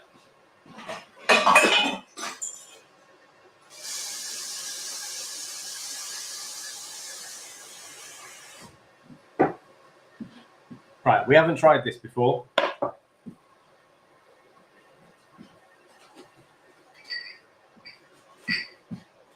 But we thought now's a good time to try it. Just make sure there's no serviettes in there. Actually. There's no serviettes in there. I've already taken them out. So we've got our little steaming basket, and I've got 2 little dishes in here, which I'm going to put 2 puddings in. I will grease them. I mean, we've not had a problem with the mug cake, and we generally use the mug. We've not had a problem getting the mug cakes out of the mug. I mean, just run around the edge. allow it to sit upside down for 2 minutes, and then generally the cake will come out of the mug. We did 2 last night in these glass cups, but we didn't try and take it out. So it's like a sundae style. So that's what we're aiming at today. I'm going to do 1 in each as a microwave version, and then we're going to do 2 as a steamed version to see what happens. We don't know. Okay, so 45 grams of water for each.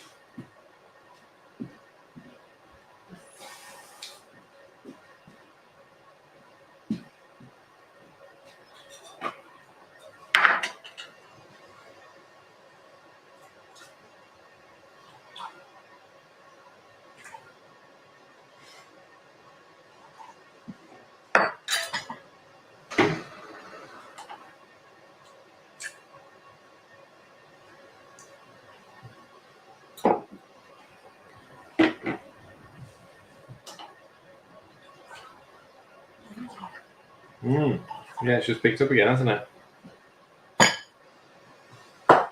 10 grams of cream in each. Now, obviously, if you don't want to use cream and water, then you can obviously use whatever milk of your choice. It's just the liquid that we need in there.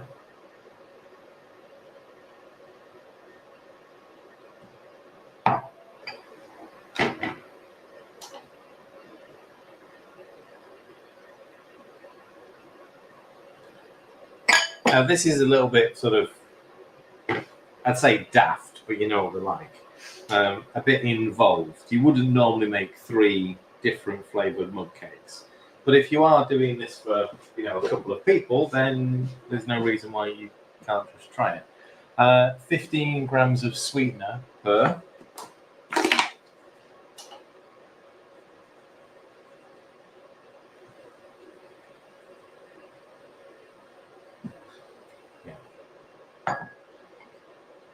Ella's not here.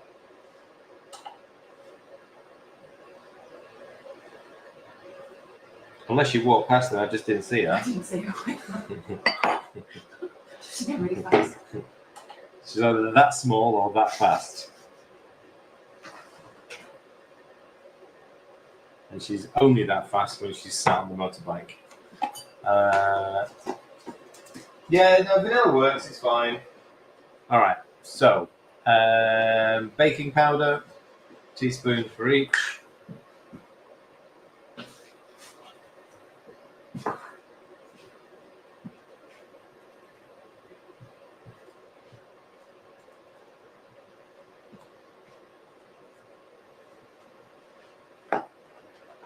Hey, she's watching. Oh, right. Okay, she's only upstairs. Just not seen her.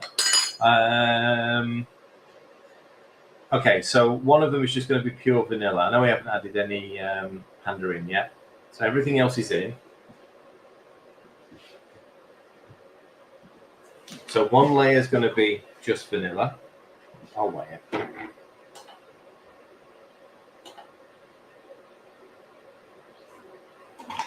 we go. One layer is going to be mocha. Got a coffee essence here. You can use instant coffee.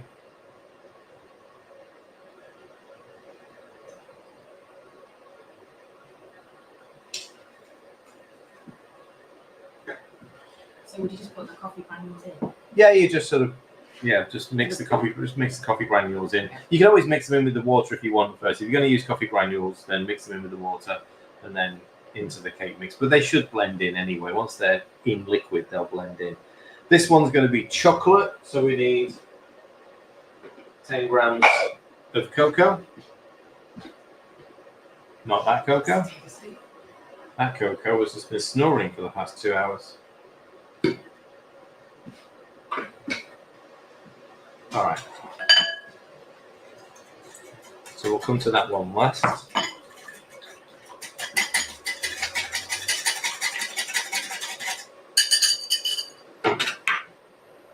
So, Panda. 15 grams of Panda per.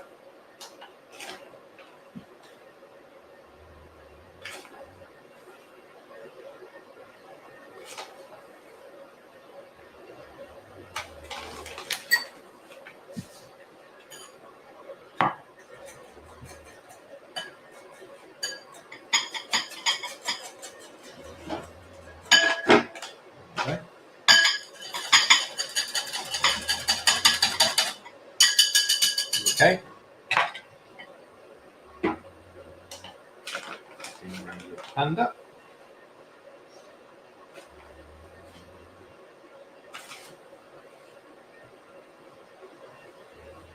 Have we decided on what dinner's going to be then? Chicken, flatbreads? Anything else? Chicken and flatbreads? Harissa, oh yeah, harissa chicken. Okay, that's a nice idea, yeah. Cabbage. Yeah. Ooh. So the coffee extract, and it is a little bit random. It does taste a little. It's the Dr. Oetker sort of coffee extract, so you should be able to find it. This we got this in a Polish shop, yeah, Polish supermarket. It does taste a little bit almost liqueur-like, yeah. So it's not like an instant coffee flavour. It's more like a liqueur coffee flavour. Right, and then the chocolate. I think I've had it in something. I can't remember what, because it's obviously been opened.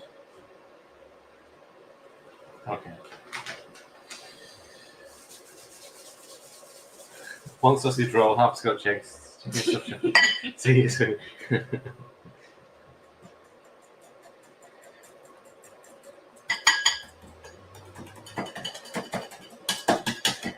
At least I know, Elaine, that for the next couple of days, while I'm busy, I've got plenty of things to take with me. I mean, the pork pie, especially. I've not had a pork pie, actually, since we stopped doing them at the bakery. Okay, and there's the chocolate one.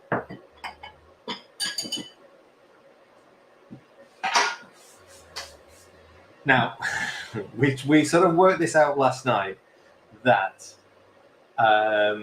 we got 3 cakes out of 2 mixes.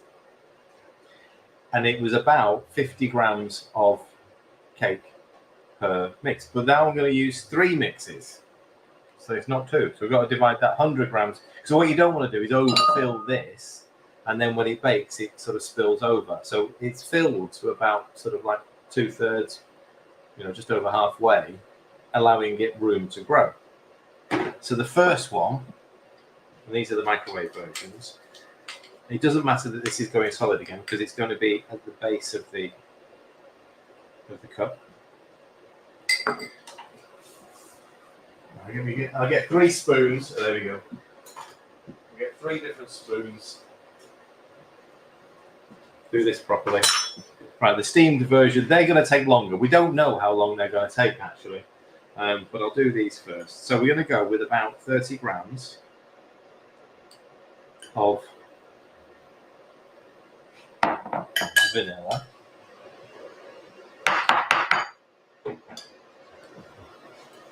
$30 grams of coffee.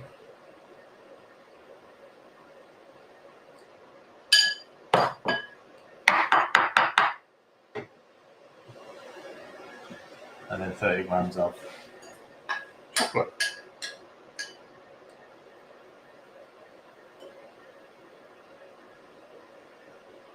So the cake weight that I've put in there is 100 grams. So there was 35 grams. So the cake weight is 100 grams in there. So it's actually smaller than a single mug cake.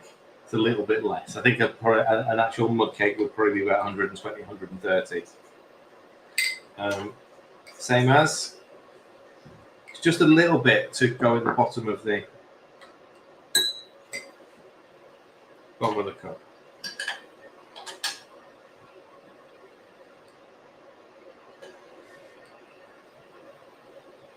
Yeah, 30.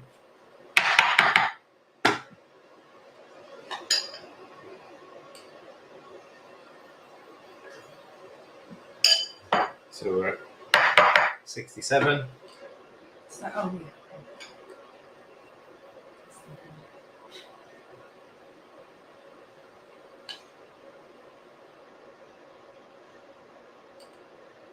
$100. Okay. I'm going to pop those in the microwave. We did them exactly the same last night. It was 2 minutes, didn't we? We didn't extend it. 2 minutes, so they're going to go in for 2 minutes.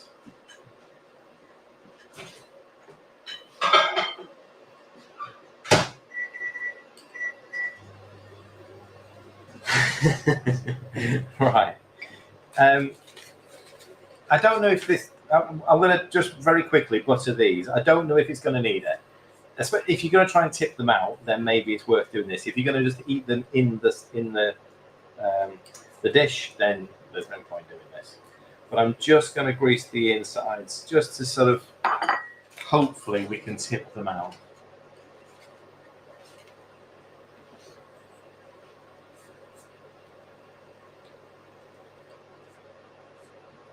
"12 minutes left on the pie, and it is looking pretty good. Looking pretty good." Hey, what? I know. It's actually, almost like it was planned. It clearly wasn't planned like this, but Okay, so the rest of the caramel dividing into two. I'm not going to worry about weighing this out because I've got 2 mixes. We'll just split the mixes. So 1 big spoon in there. 1 big spoon in there.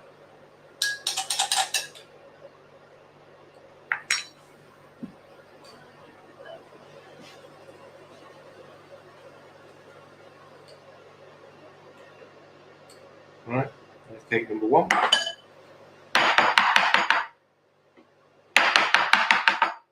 I'm just making sure the layers sit. Sorry. Same as. Exactly the same as.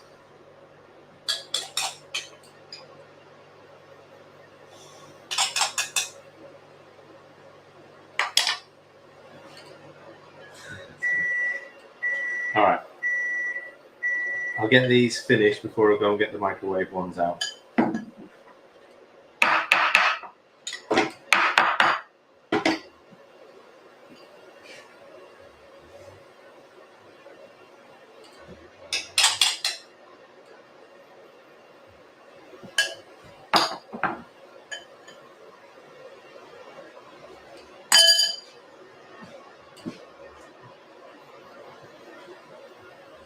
I suppose maybe she slept so much today because she ate both breakfasts this morning. Archie didn't want to eat, so she ate his as well as hers. So that's why she's not been looking for food all afternoon. Okay.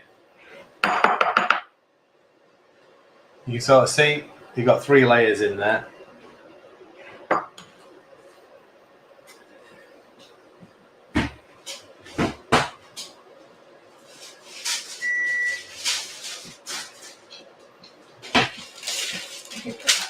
Silicone lid on the side to hold that down. I was going to put something on there to stop them from water coming in.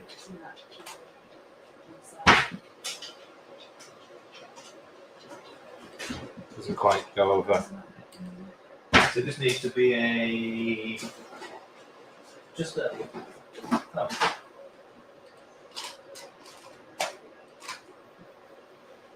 two smaller ones then. Yeah, 2 smaller ones. Just going to try and prevent water getting into the... Oh, they've both woken up now for some strange reason. She hasn't moved from her bed since about 11 this morning.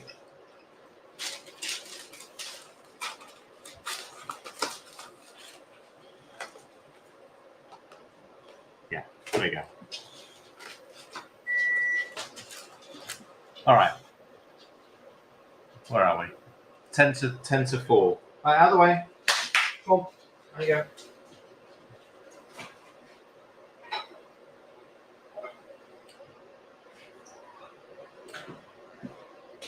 go. Okay. So there we go. We can see our triple layer. Now, because I've left this in the cup, it's sank back down. So I'm going to tip it onto a plate.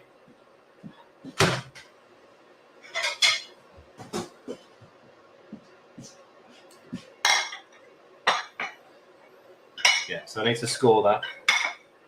bring it off the bottom. And we'll just let that rest. But you can see the 3 layers quite clearly in there. So top chocolate, middle coffee, bottom vanilla with caramel at the very bottom.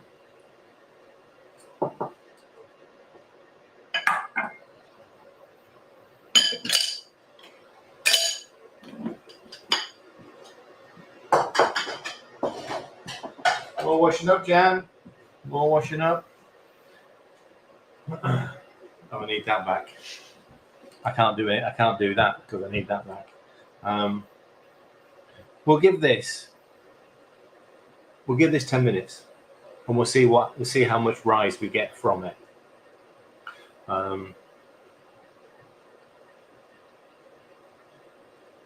Yeah, we'll have to just check it and see what happens.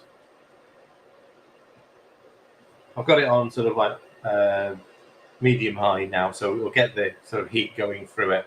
You could use any steamer, You could use the crap. Could use the what, sorry? Crap one in the roll. I know I was going to do some scrambled eggs, or fry an egg or something to go in with it. But I suppose the fillings for your wrap, your toasted or baked wrap, it's entirely up to you.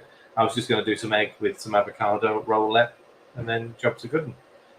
We'll do pictures of that later. We've got enough going on. Oh, it's a bit like a sticky toffee pudding. So I'll see if the camera will focus on it rather than me. So I'll stick it in front of my head. There you go. I'll stick it in front of my head. But the caramel is basically come out like a sticky toffee pudding. Yes, there is some caramel at the bottom of the cup as well. But yeah, you could do a sticky toffee pudding like this. Yeah. It's crazy how light these sponges are for a mug cake. And this is what blown me away by these things recently. For a mug cake, it is. Yeah. So let's see if I can tip it. So you've got the chocolate layer on the majority on the inside, and then the other two. I don't know yet, Maggie. This is the first time, so I'm going to steam it. I'm going to give it 10 minutes, and we're going to see where it is. So, so I'll give it until 4 o'clock, so another 5 minutes. See where it is. It may take a few more minutes. But these, they're just like sponges. It's really baffled me as to how they've turned into such incredibly light sponges. That's great, with a little bit of caramel at the bottom.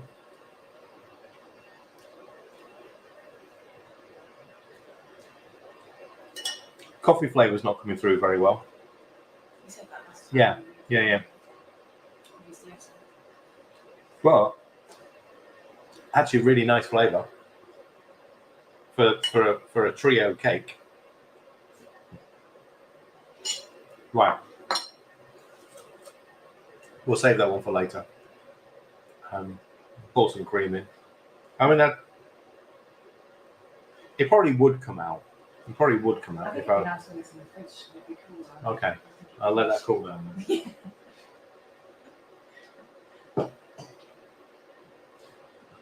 A dollop of clotted cream, exactly. I don't know whether to feed the dogs now while we wait, because they're both woken up now and they're both looking like they're hungry. They have sardines too. She had sardines and kibble. He's not eaten yet. I've got chicken for them. Steak instead. Yeah.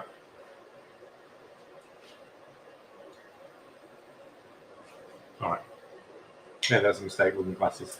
It's also not 4 o'clock. No, I'm just eager. 4 minutes. Actually, in 4 minutes. So, grab a cup of tea. Go and make yourself a mug cake. What do you mean? Not for breakfast, Maggie. Not for breakfast. Well, no. We're going to have to put a sticky toffee pudding mug cake together because that is brilliant. That is really, really good. Right.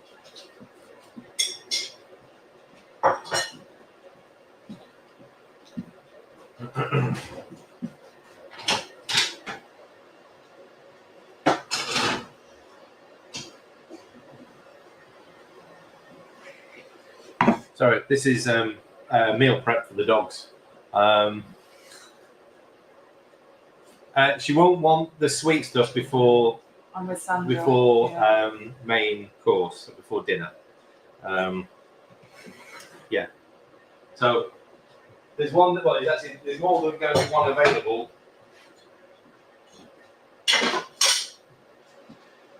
It's all part of the. It's all part of it's the torture that I need to go through to taste these things once it's made. You know, I don't enjoy doing this. You know, it's a sacrifice. I've got to eat a mug cake to let you know how it is. All right, he's just smelled chicken. Yes, he's just smelled chicken. Make a short video on how to make glossy cream. Have we been kicked out? What? Taking one for the team, definitely. I will need to look at how to make glossy cream method. I've never made it, but we'll do it. We'll do it. Actually, it's something that when we ever go to Booker's, so the cash and carry, they sometimes, very rarely, but they sometimes have these mini pots of glossy cream.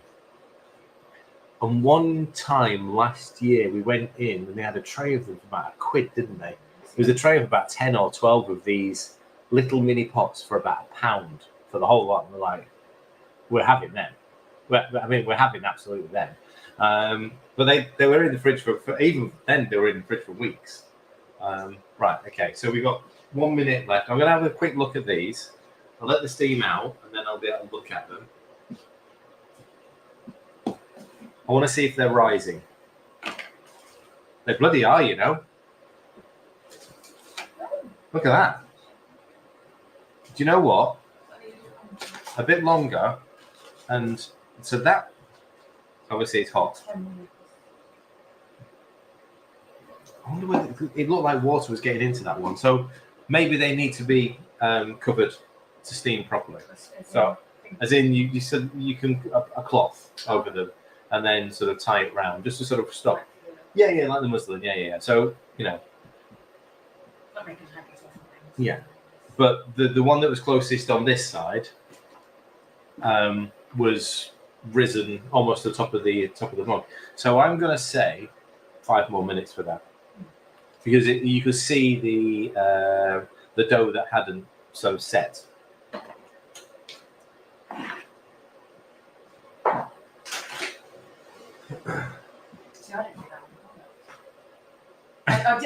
Well, I mean, we just don't know half the time, do we, whether it's going to work or not.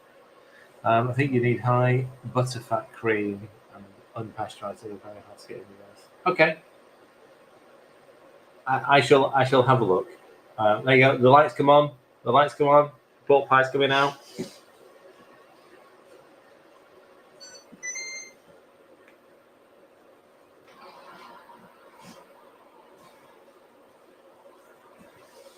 Oh hell yes.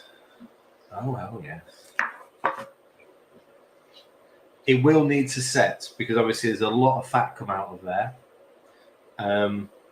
So that bottom part of the pastry is going to be a little bit soggy.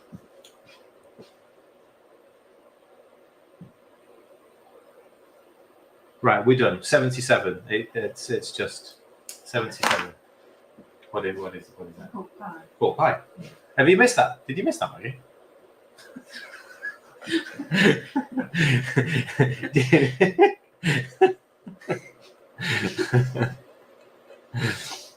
Where did you go for that 10 minutes while I was making the pork pie? You need to skip back. Oh yeah, we are a bit fuzzy. We are breaking up a little bit today. Yeah, that's a pretty decent pork pie, if I say so myself. Let me see if I can get it onto something that's more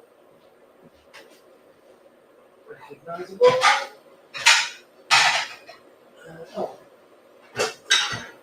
That'll do. What? Me fuzzy, not you fuzzy. You fuzzy. Yeah, so I need to lift it up. Well, actually, I can get it off there.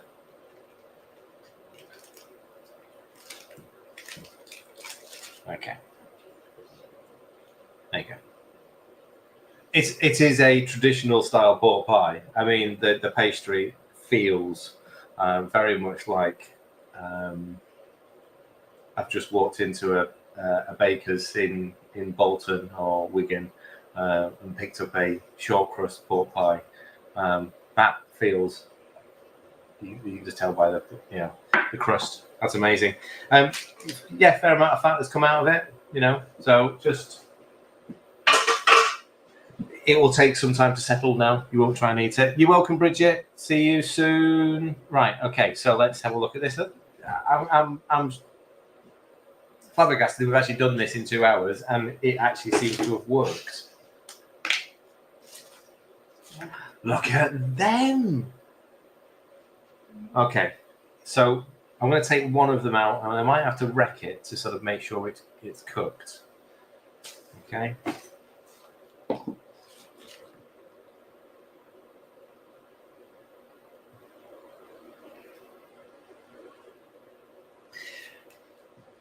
It's soft and squidgy, but isn't that the point of a sponge cake?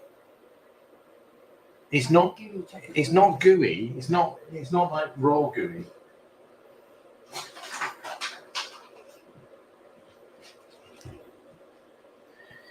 Yeah, you could do. I mean, you could. It's only because it was in the tray and it sort of the fat had nowhere to go. So if you did it on I've got the grilled tray there, so where the fat will drip away. But just let it sit for a little while. It'll solidify. It's gonna go. Most of the fat's out.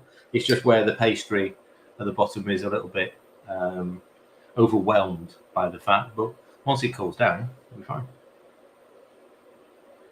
It is. It's very much like I'm gonna have to break it. Oh, it's a bit like a mug. It's a bit like a lava cake. We're going to go a little bit longer. I can see it's a little bit doughy still in the middle here. See, that one looks better. So it is weird how they're just side by side.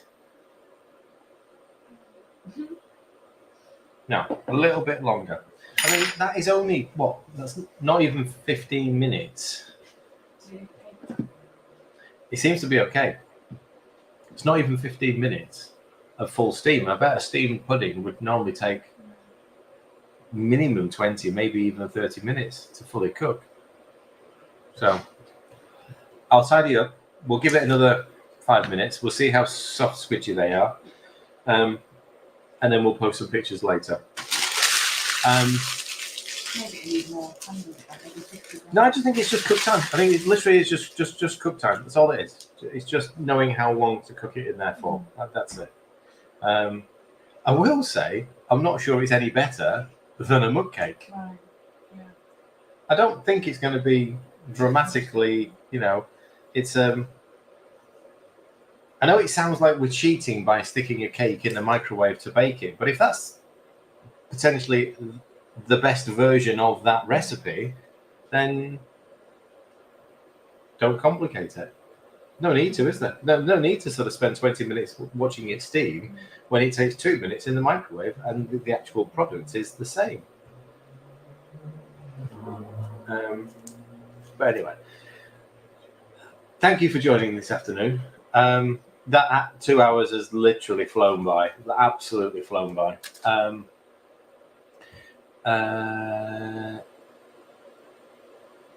A couple of things. There was, if you've seen the email over the weekend, okay, so let's answer that question. What are the calories in brands to pickle? High.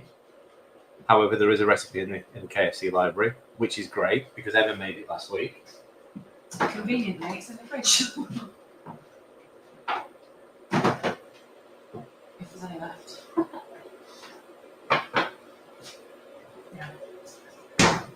So, Emma made this last week. We've probably eaten about half of it during the week. Cheese and pickle sandwiches. It's fantastic. I can't remember what it's called.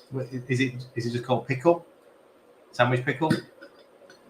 So I think just search for pickle in the KFC recipe library. It'll come up. You won't be able to mistake it for anything else. Really, really good. Really, really good. So just in case you've missed any emails over the weekend, the cookbook, the Panda Flour cookbook, is available as an ebook if you want it. If you order a bag of the big bag, the $7.50, you'll automatically get sent a link. And this is just for this weekend. You'll automatically get sent a link to the cookbook, so you can just download it, and you've got it then forever. I forgot what I was going to say about it then. Oh, obviously you can also, after this weekend, you'll be able to get it as a download if you wanted to as well. Members, you know where it is. It's in the library. The event that we're running it'll be 3 weeks now today. So the in-person event where we will get to do a lot of this stuff and much, much more. There are just 3 spaces left. So if anyone wants to sort of join and you've been umming and ahhing about it, then that's it. We've only got three spaces left. We can't get any more than 8 in the kitchen at the same time, just making sure that everyone can sort of have enough space, and we've got enough oven space and all that sort of stuff. So if anyone's thinking about it, then don't think too long. Potentially the next one won't be until November. And by next week, we'll have some details of an online course that you might, if you can't make it to, and I know we've got people all over the country and in fact all over the globe watching. So thank you, Esther. Thank you, Maggie, for joining us today. There'll be an online version. And rather than them being this version of chaos and mayhem for 2 hours, I really do appreciate the fact that, there are 22 people still with us watching essentially what can be chaotic cooking. The online version will be dedicated 45-minute, 1 hour videos per recipe. So details will come out next week. Basic details, because it's going to take us quite a long time to build this course, but it does give people the opportunity to sort of build along with us. This is where Dan, where have you been, mate? I've been here for literally 2 hours, 10 minutes, and I've had no northern banter. Honestly, you turn up right at the last minute. So doing this shows you sort of like how we've progressed. The online course is essentially, let's take it so with everyone can become comfortable and confident and make it sort of part of, making the wraps daily life, making the Scotch eggs daily life. It's our lifestyle. This is what we do every day. So it feels chaotic sometimes, Elaine. It feels it. Right, okay, let's lift this. If it's done, it's great. If it's not, we'll go and I'll post later. I mean, they have risen. You can see that because they were barely... What? Need a theme song. Maggie, you need to find me one. Yeah? Okay. Yeah, done. Okay, what was that? 20, just over 20 minutes steam time. I knew I could have waffled for long enough. Right. I am going to see if this tips out, just as a final hurrah. Okay. I'll get a different plate. I won't put it alongside the pull pot. Oh, Joy, look at that. We've just finished cooking and it's going to start raining.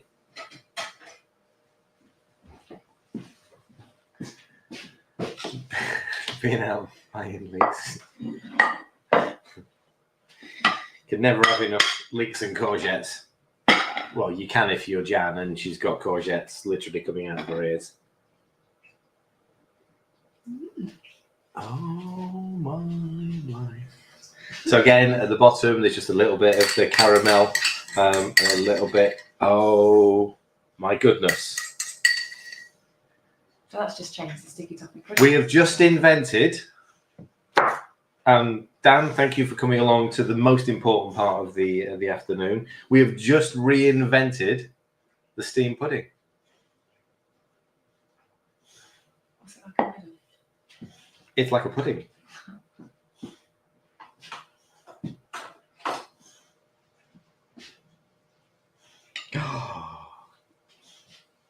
Oh my life! It's properly like it's properly like.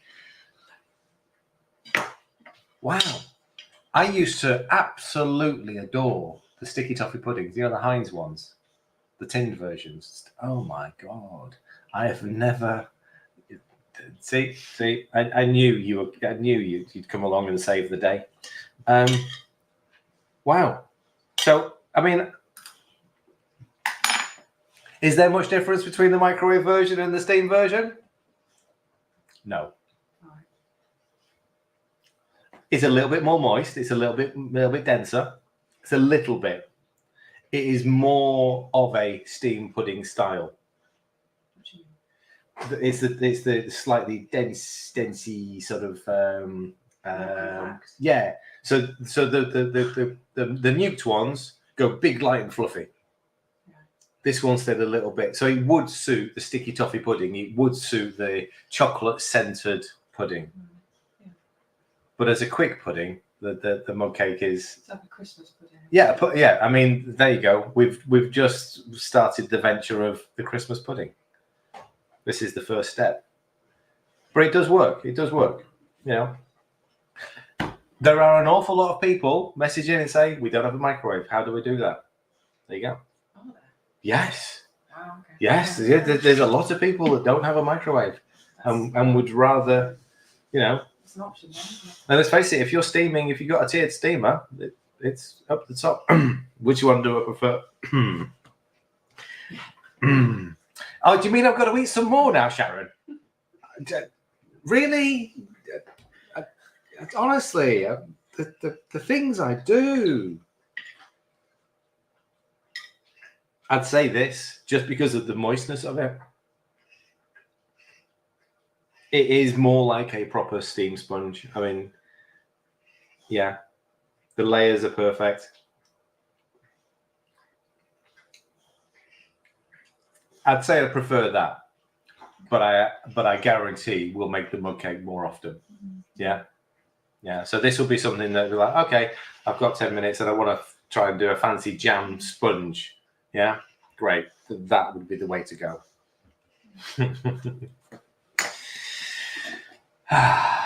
Right, now we've got a fair bit of tidying up to do. I'll see you next week, unless you're coming to the next sessions during the week, members. We'll suet pudding is the next, really. I think. I mean, maybe we'll try that on Thursday. We'll try a suet pudding, although it's going to be 25, 26 degrees, so not really the day to be doing it. Winter blankets now, I think. Yeah. Esther, pop around whenever you're ready. Yeah. There's always food available. There's always food available. You can take a Scotch egg for your travels home as well. Right, okay, I'll see you all later. Thank you very much for coming along. Linda, good to see you. Hope you're well. Jam roly-poly, yes. Yeah, you know, exactly. Jam, yeah, no, exactly. Jam, that it fits that perfectly. The mug cake would work. The steam version would be way better. That will be next. We'll do that next week. All right. See you later, folks. Have a nice weekend. Have a nice bank holiday.